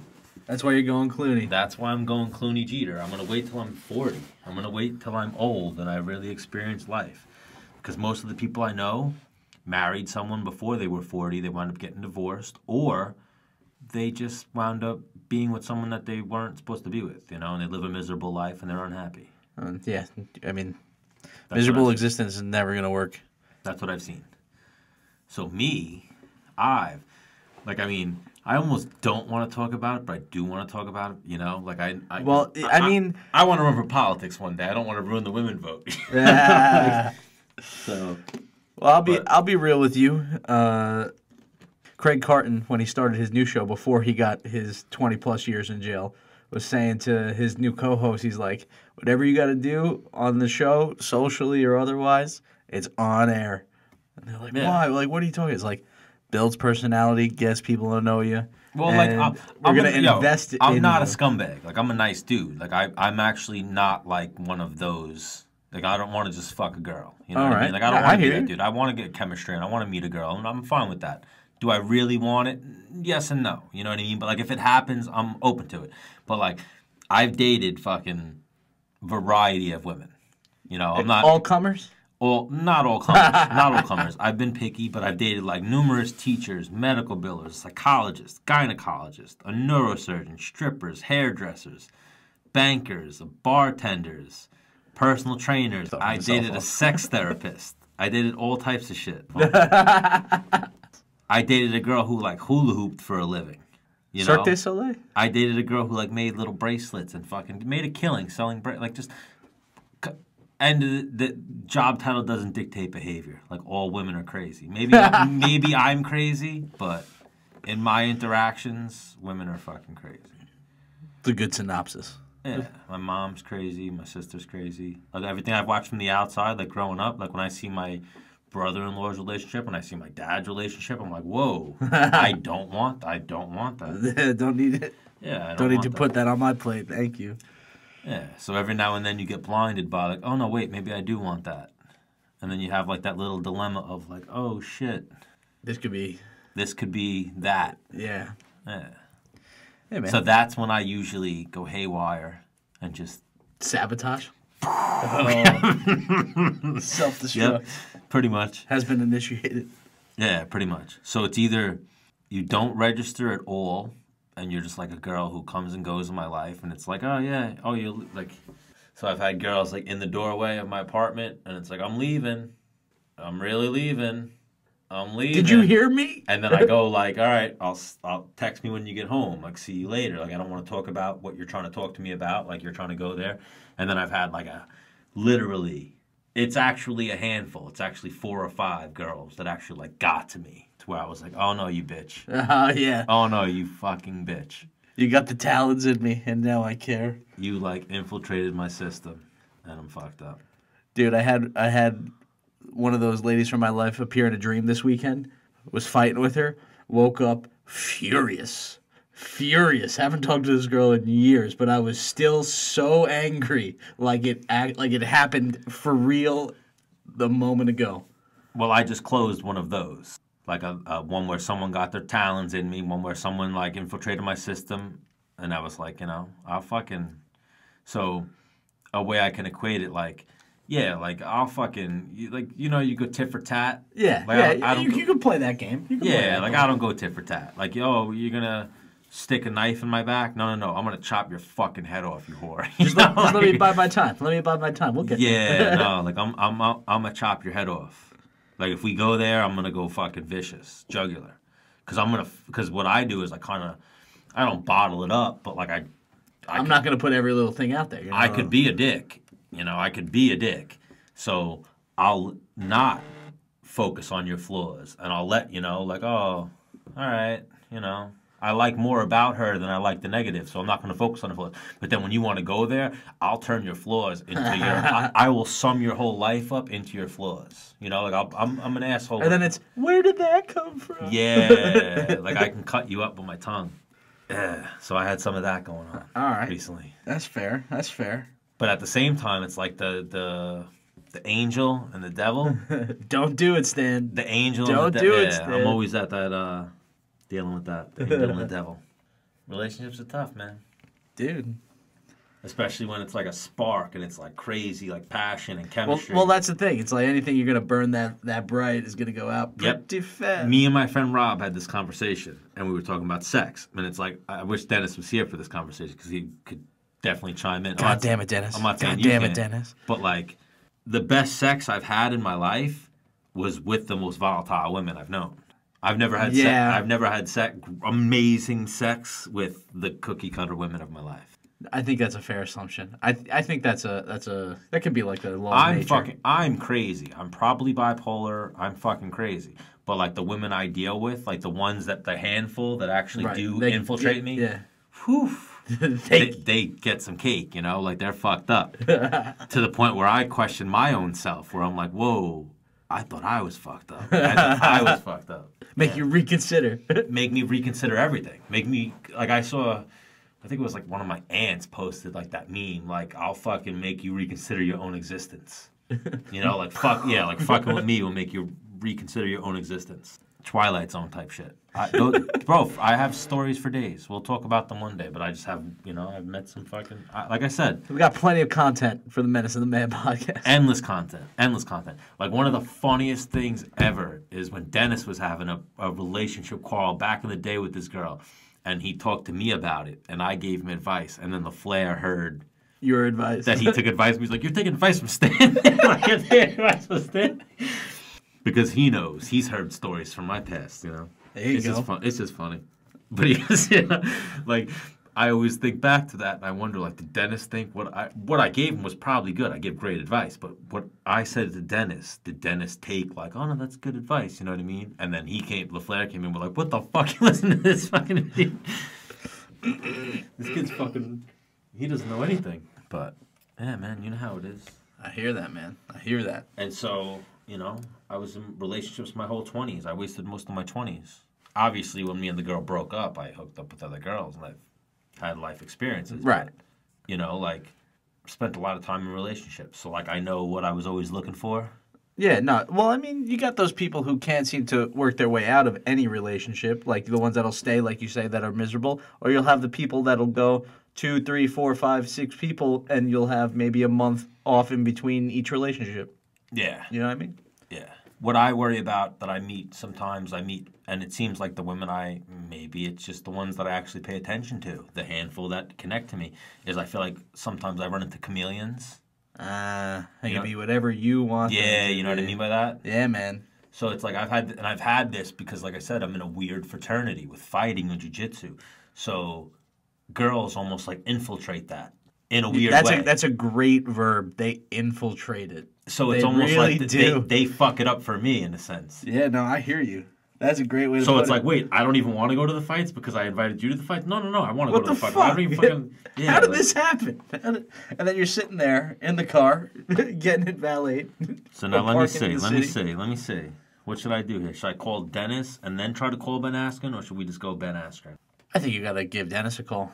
He's probably still training. You think so? When did he start? It's 9:39. We'll see what's up. He probably started at 8. He's probably like fine-tuning some stuff now. Being Dennis. My pecs look good? Do I look good? Hello? Joe's Bar and Grill. How can I help you? Let me get filet mignon, sweet potato, and broccoli. How do you want your steak cooked? Medium rare, please. All right, well, we only do well done here. So you just texted me a sup as I called you. All right. I like that. Dennis is on point. So what's going on, Dennis the Menace? Welcome to Joe and the Man. Joe and the Man. Welcome, I'm Dennis. here with, I don't know if it's welcome to Joe and the Man or if it's welcome to the Menace and the Wizard. I'm here with my jiu-jitsu coach, Gregg DePasquale. Ooh, you got Depo with you? Yes. What's up, man? How are you, Depo? I'm doing really well. How are you, Stanley? I'm doing all right. You know, just hanging out with Joe, missing Dennis. You stole Dennis from me tonight? Yeah, you got half a show tonight, dude. Oh, totally half a show. Well, you know what it is? In the other half, me and Joe just talked so much shit about you. Wow, Joe, I was trying to avoid definitely it. missing a little something without me, huh? He sucked me right in. He sucked me right into it. Man, Joe don't care. As long as it's paid, right? As long as the envelope's full. Joe don't care. So how was jiu-jitsu tonight? Oh, that's Gregg. I think Dennis looked like a ninja tonight, Stanley. He's always a ninja. It was well worth him missing a show, I think. I think he got a lot out of tonight's practice. Oh, of course. Once he said that, he was like, is Menace and the Man going to help me win this fight? I just threw my phone down. I was like, nope, you won. You won. You dropped the mic. Yeah, I got no Yeah, mic. mic drop. Dennis mic dropped me and just walked away. But then he was courteous enough to call in and be a guest on the show. No, Durkin didn't come back? He will come back if we want him to, but we ran a little bit. I could probably call him right now, or I can call Ben Askren. Who do you want to talk to? I don't care. I know, you didn't want to say Ben Askren because you didn't want to hurt Pat. No, hang on. I don't think he really cares. I actually don't care because Ben Askren, he's got a big fight coming up, and like he's good for publicity. But like, I just thoroughly enjoy talking to Pat. Yeah, Pat's a good dude. I love Pat. But Better watch it. Oh, what? You think I'm stealing your friend, bro? Bro, I'll headbutt you right in the nose and break the bridge of your nose, dude. Bro, I've already been in conversation with Pat. We're already planning next week's episode, Mustache and the Man. Yeah. He's coming on next week? No, we're starting a new show next week. What are you talking about? Oh, sick. Mustache and the Man. We're gonna have Gregg DePasquale on. We're gonna have Chris Wade. We got a lot of really good guests lined up. Wow, I like that. Yeah, so we're going to be coming out with some fire. I like that. What times? Or what day? When you dropping this shit? I don't know. I got to talk to Pat and see when our schedule's linked up. You know, he's a big time actor now, so he doesn't have time. Yes. He doesn't have time to mince words and deal with bullshit. Right. Why you're pooping on your own show? No, what do you mean? We're about to start this new thing, this new great thing. Okay. Durkin and the Man. Got you. I actually liked Mustache and the Man, and in my head when you told me that, I'm like, did Dro grow out a mustache, dude? That's what I was thinking. I was like, man, I could see him pulling it off in like 3 weeks, like a nice, like at the ends it like curls up nice. Oh, that's great. Dennis, you're spot on. All right, I like that. Here we go, Dennis. We'll go Ben Askren just because we want the viewers. So just hold on one second. I'm gonna call Ben Askren and I'll link you in. All right. Let's add Ben Askren. Is Depo still with us? He just went to grab 2 waters for himself and I. Oh, nice. Who'd you train with tonight? Anyone good?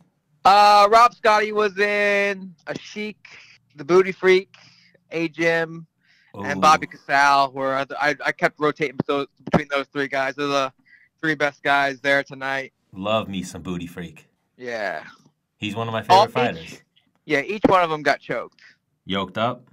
Yeah. What do you expect, bro? They're going with the fucking Menace. Yeah. All right, let's look.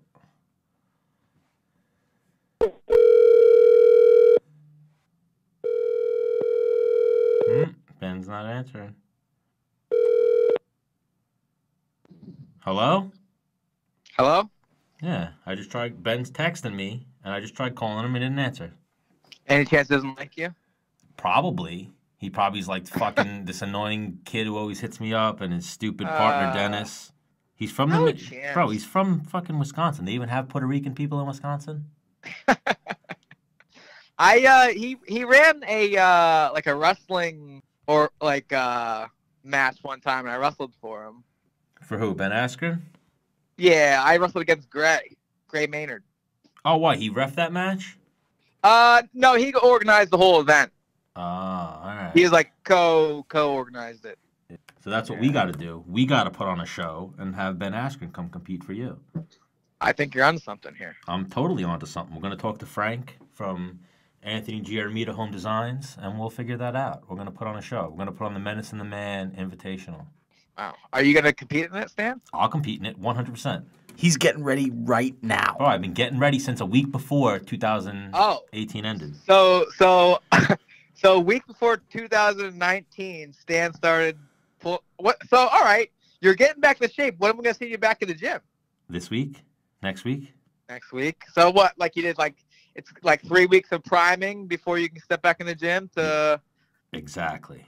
Okay. Exactly. I got to start drinking. So give me this rundown. Let's be inspirational, people. Like, what are you doing that you're cutting the corner here? What's like? Give me the diet. What's going on, Stan?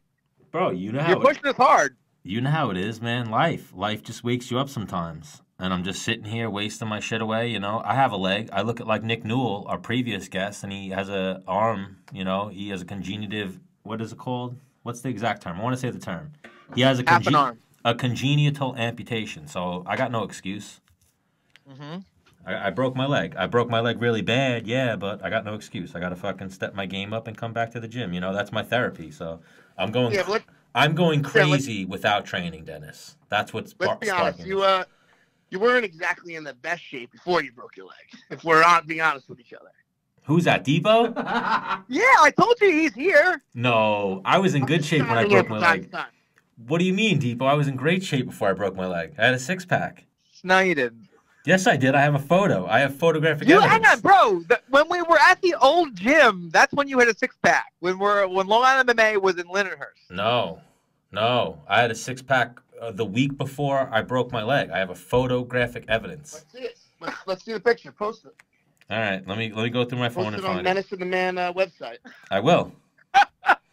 I like how you call me out on that. But for real. I want a date on it. I weighed 176 when I broke my leg. This is going to be the clip art for this week's podcast. Oh, 100%. I'm making the comeback like Depo did when Depo won the best conditioned Long Island MMA member. Oh, wow. That's what I'm going for. I'm obviously not going to be at that level. All right, so I'm gonna let Gregg hop on for 1 second and talk about this competition. What's the competition? Your Biggest Loser competition. Oh, it was a fitness challenge that I ran at the gym. I organized it, and I crushed everybody. What are the rules and regulations? USADA was not part of this contest whatsoever. I'll just say that. It was a weight loss, body fat percentage, and I think that was before and after pictures. It was those three things. Yeah, that's pretty much it. And it was, I mean, cold hard cash, Stanley. And like, you were the ringer, you want though. to set up a side bet with me? Let's do it. I'm in. Me versus you. I'm fat right now. Why? Nah, but your chubby's different than my chubby. Yeah, I'm like a hard, gross looking chubby. Yeah. And you are a double goat chubby. Yeah, I'm double goat chubby. Nah, bro, I've lost like 15 pounds in the last 3 weeks. Right, but you like loose chubby because I'm like round hard chubby. You know what I'm saying? Yeah. You definitely got the hardness to you. I definitely have a little bit of flab going on, but I'll get it back. It's like riding a bike. Yeah, I'm sure I look equally as disgusting as you though. No, you got me. I'm definitely grosser right now. I'm going to Florida with my kids taking them to Disneyland, and like my goal right now is just not to be like one of the fat dads there. Yeah. You know, I don't really have super high expectations. That's it. Oh, I'm fat right now. I've been on my grind. I've been on my grind for the last month. I'm like after teaching class, he just banged out some bicep curls and shit like that. I saw him. Oh, he's fucking yoked, Depo. Depo is tremendous. Anyone who goes into Long Island MMA and you want to know who Depo is, just look for the most jacked guy in there. Look for the jacked guy. The bald-headed jack dude. But yeah. So what else, man? I'll take you up on that bet, Depo. I'll show you guys. I'll be back soon. Just don't tell people that I'm toxic when I come in, Depo. Just if my leg's gonna break again, let it break. Who cares? I don't give a shit about it. No problem. Yeah, he doesn't give a shit about it either. Yeah, awesome.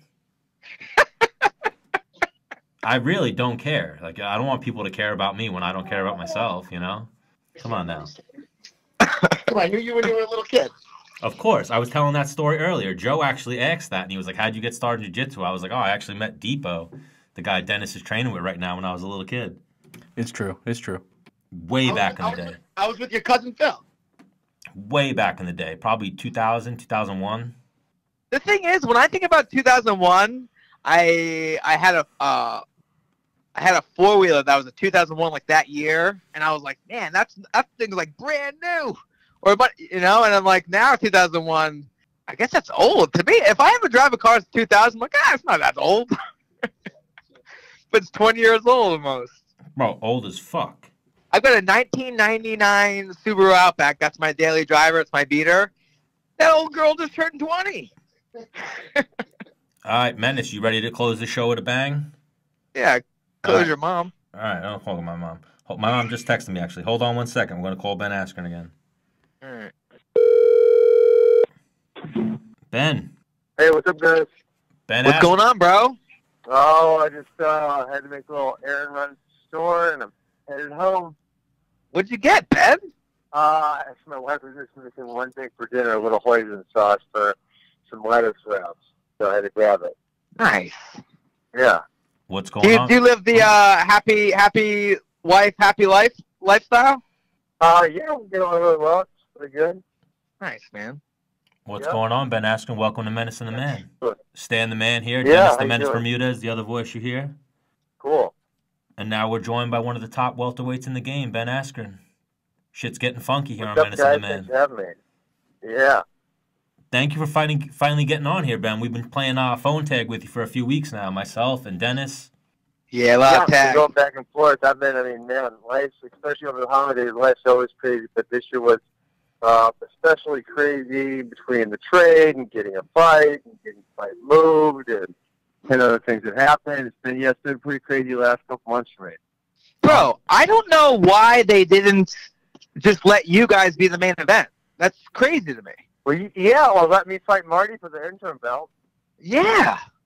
Yeah, because Colby was scared to fight him, so he wouldn't fight him. What's Colby's deal, man?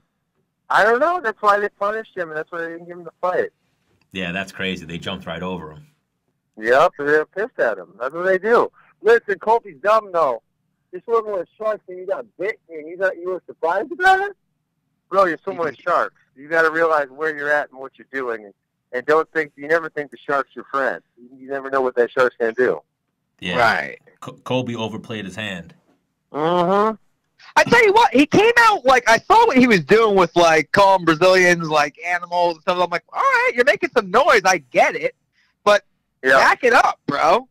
Be the bad guy. Be the bad guy if you're going to be the bad, you know what I mean, if you're going to play that card. Absolutely. And that now, between that and people thinking the UFC screwed him, kind of people have a sympathetic feeling towards him, which if you want to be the bad guy, people should never have a sympathetic feeling. I mean, the correct play on Colby's side, publicly, whether this is what was happening privately or not, would have been, kiss my ass, I'm not here for the belt, I'll fight anyone you want me to fight. That would have been the right play for him. Yeah. The best villain, I think, in the UFC, I think, was Josh Koscheck. He didn't give a fuck what anybody thought, and he just stuck with it throughout his entire career. Yeah, that was kind of cause, though, you know? I mean, that was a little bit who he was. Right. I mean, a little bit nicer in person, but he always had that edge to him. Right. But it was organic. It was organic, yeah, exactly. It was organic, and you're right. I mean, the one thing that you're kind of saying is, here's the best example of it is Jon Jones. Jon Jones is kind of a dick. But he spent the better part of his career trying to play this nice, humble, Jesus-loving guy when that's just not who he was. And it was so obvious, and everyone saw through it, and it annoyed the shit out of everybody.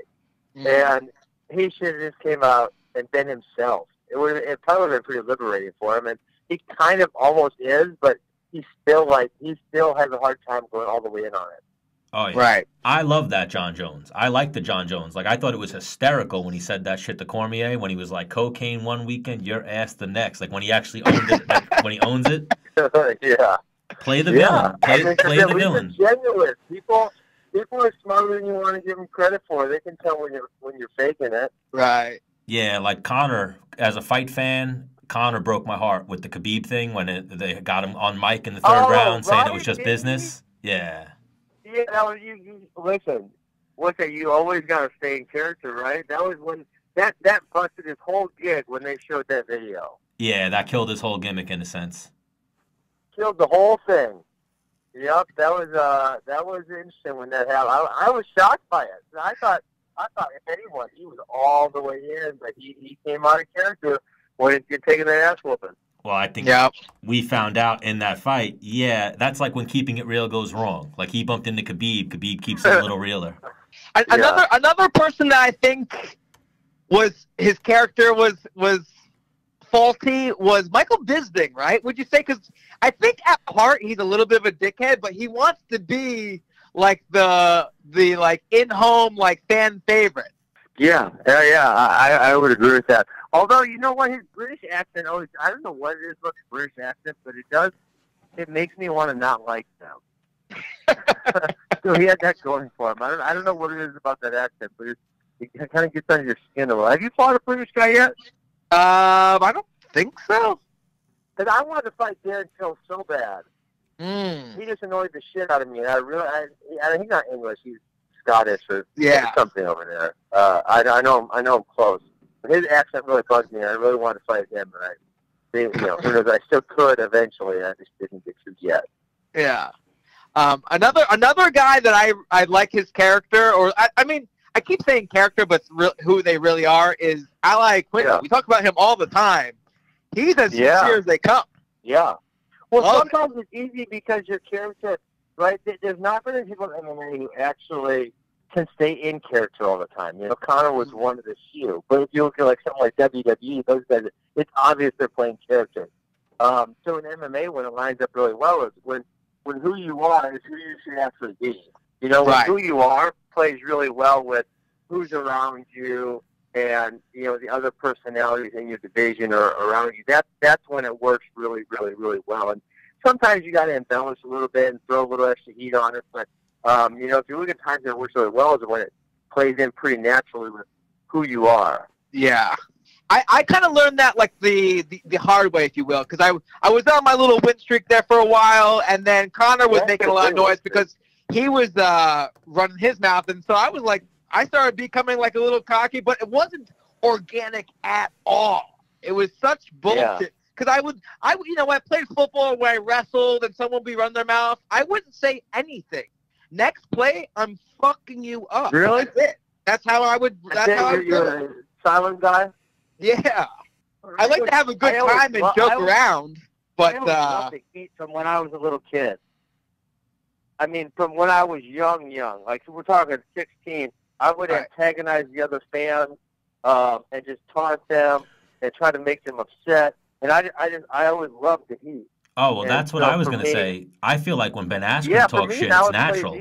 It's natural for Ben Askren. It's coming. It's just you talking. It's not you like putting on. Like I like Colby Covington. I'm actually a fan of. You know, I like guys that put themselves out there. But I feel like it's a little bit of a show. Like you could tell that when the camera cuts, he's going to say something different. He's going to say, "Oh, well, that was good. That was a good take." Ben Askren's going to say the same thing when the camera cuts. Right. I mean, for me, the other thing I try to do. Well, now I'm giving all my secrets to fucking sometimes that's what you got to do, right? Yeah, you know. With these some of these MMA guys, they say such simple stuff. It's easy to pick on them, you know. So you kind of just got to look for your spots. You got to wait for them to say something stupid enough that it's easy to kill them, you know. That's kind of stuff that I've always, you know. And with some of these dummies, with Colby and Marty and some of these other fools, they're going to slip up often enough where it's pretty damn easy. Right. Now, do you kind of like watch tape, if you will, on what your opponents are saying? I know I'm almost positive Conor does. No, you know what? I get enough stuff through. I'll look through my Twitter mentions, and it'll be like, look what this guy said, look what that person said, and so that's kind of, you know, that's kind of where I see everything, and then you know I'll play off of that. Got you. Yeah, I do all my tweeting while I'm driving. That's illegal in New York. It's not. It's not legal. He's Dennis Bermudez, though. He gets away with shit. I feel like I'm pretty good. Watch, I'm gonna fucking crash on the way home now. Oh, God forbid. We don't need that. Big fight coming up next week for Dennis. Dude, I'd still fight. One arm. I don't give a fuck. Just make sure Jon Jones is on the road with you. Anywhere. Didn't he actually have a car accident up in Albany? Wasn't he? Didn't have 2 underage girls in his car or something like that? Yeah. With his Bentley, right? He crashed his Bentley into a telephone pole. Yeah. Rockstar lifestyle. The gift that just keeps on giving. Damn. I love me some Jon Jones. Love me some Jon Jones. So, Ben, I had wrestled for you in like a journeyman event. What are you still doing that? Or they're not. No. I was actually, I was a part of 2 different. I tried the professional thing twice. Man, it's hard to make it. It's really, really hard. So obviously, I would love to. I haven't found the right avenue yet. And Flo, Flo is trying to make it go. But yeah, there's a lot of pieces in there, and I think it would be hugely beneficial to American wrestling if we could ever make something like that go. Because no one's been able to do it quite yet. Right, man. Because I remember Russell Gray. Yeah, Russell Gray. Gray Maynard. He scored a bunch of points on me in the first period, and I got him tired and came back a bunch, but it was too late. He held position pretty well. Yeah, you gapped out a little bit at the end there. Yeah. Hang on, that motherfucker. So I'm talking to Frank Popolicio. He's like, hey man, you gotta make weight the night before. So I'm like, okay, and so I do. I get to whatever, and he's like, all right, that's good. So I cut weight, whatever. And then I talked to Gray about, because I'm wrestling with him. Do you remember how much bigger he looked than me? He did look pretty big, didn't he? So I'm talking to him, afterwards, and he's like, "Yeah, man, I made weight before Thanksgiving," and I was like, "What? That was like 4 days before the match." I'm like, how did that work out? I'm like, no wonder you were humongous.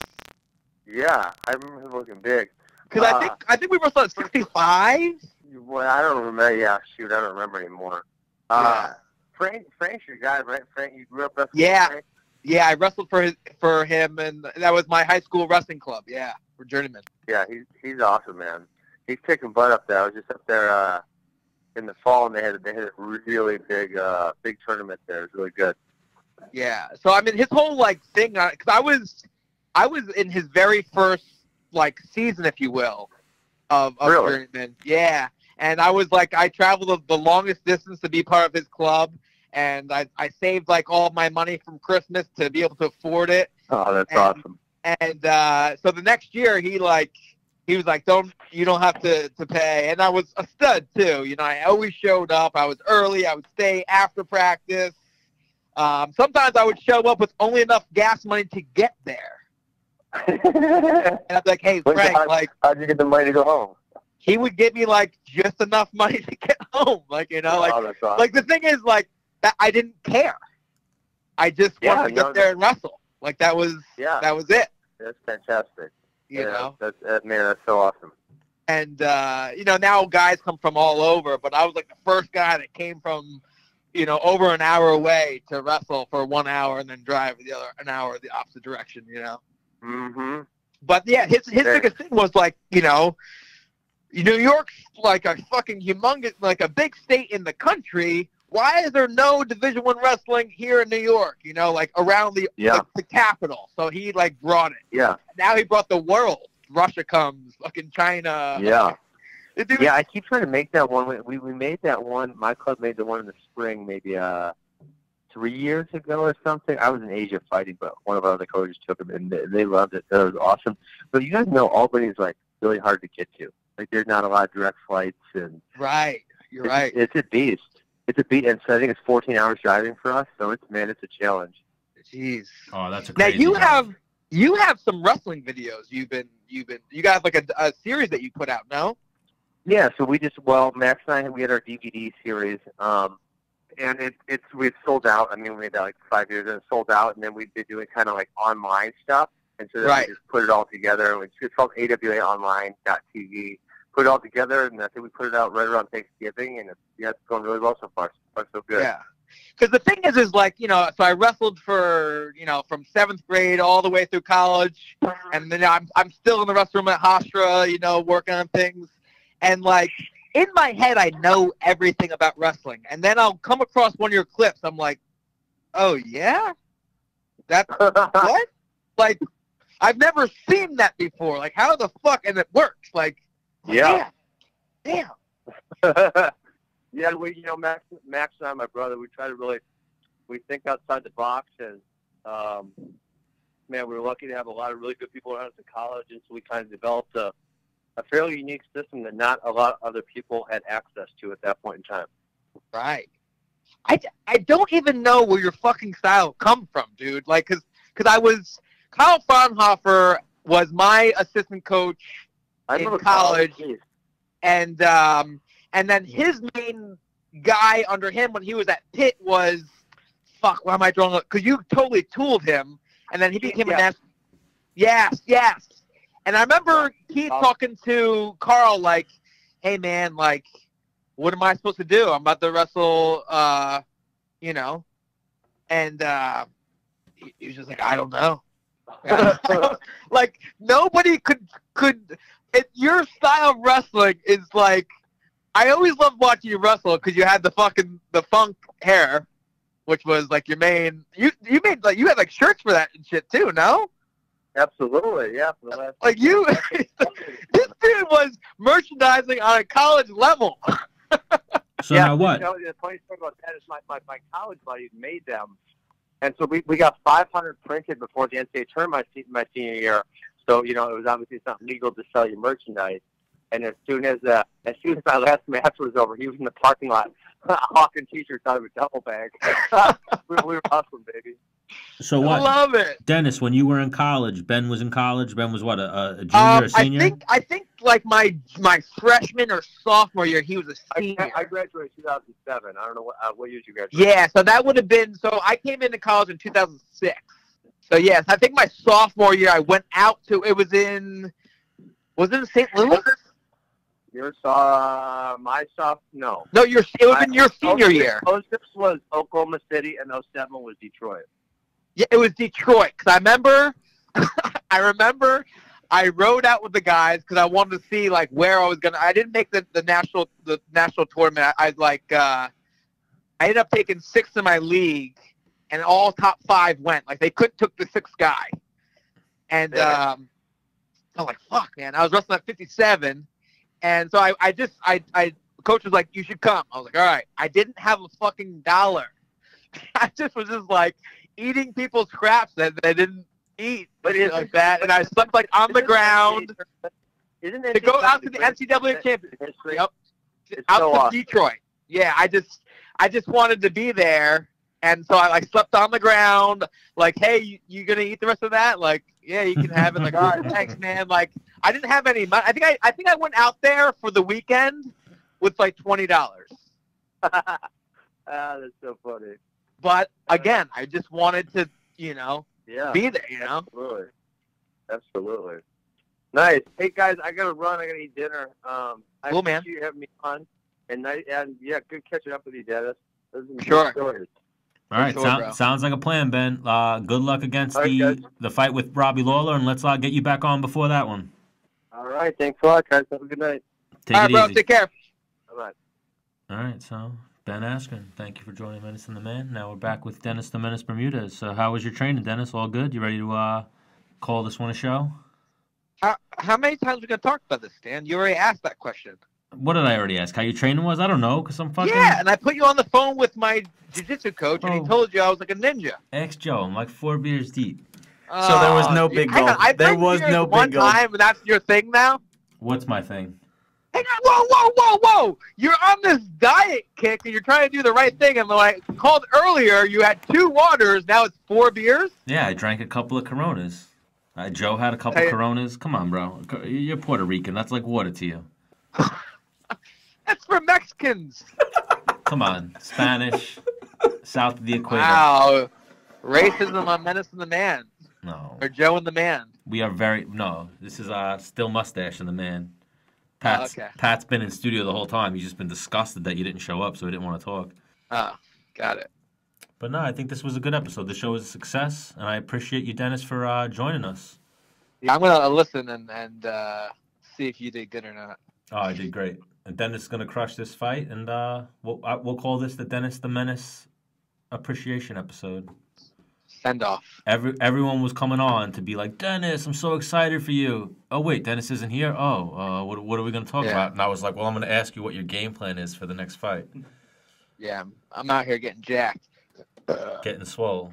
And I can't believe Depo calling me out like that. Depo, what does Depo not have faith? Bro, I'm going to send you the picture, too. I'm going to post that shit tonight. I had a 6-pack. No Photoshop. No Photoshop. I don't know how to Photoshop. I don't got skills like that. You're such a liar. Bro, you've seen my Photoshop skills. They're trash. Okay, but you know how to Photoshop, you ninja. The only thing I have Photoshopped that was ever good was I Photoshopped my head on Patrick Swayze's body when he lifts.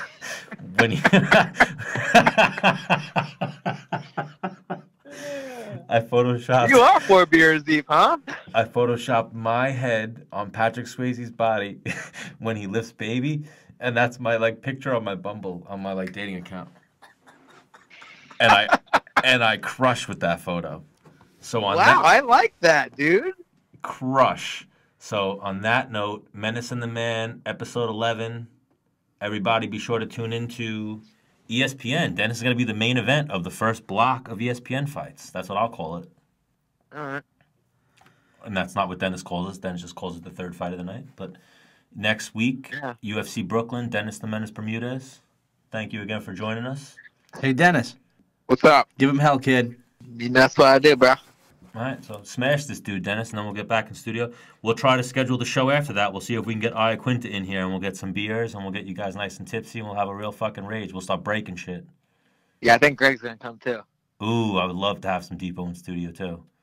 Hey, Stanley, always a pleasure, my friend. Oh, Depo's been there the whole time. Thank you, Depo. You're Yeah, the man. dude, I told you that.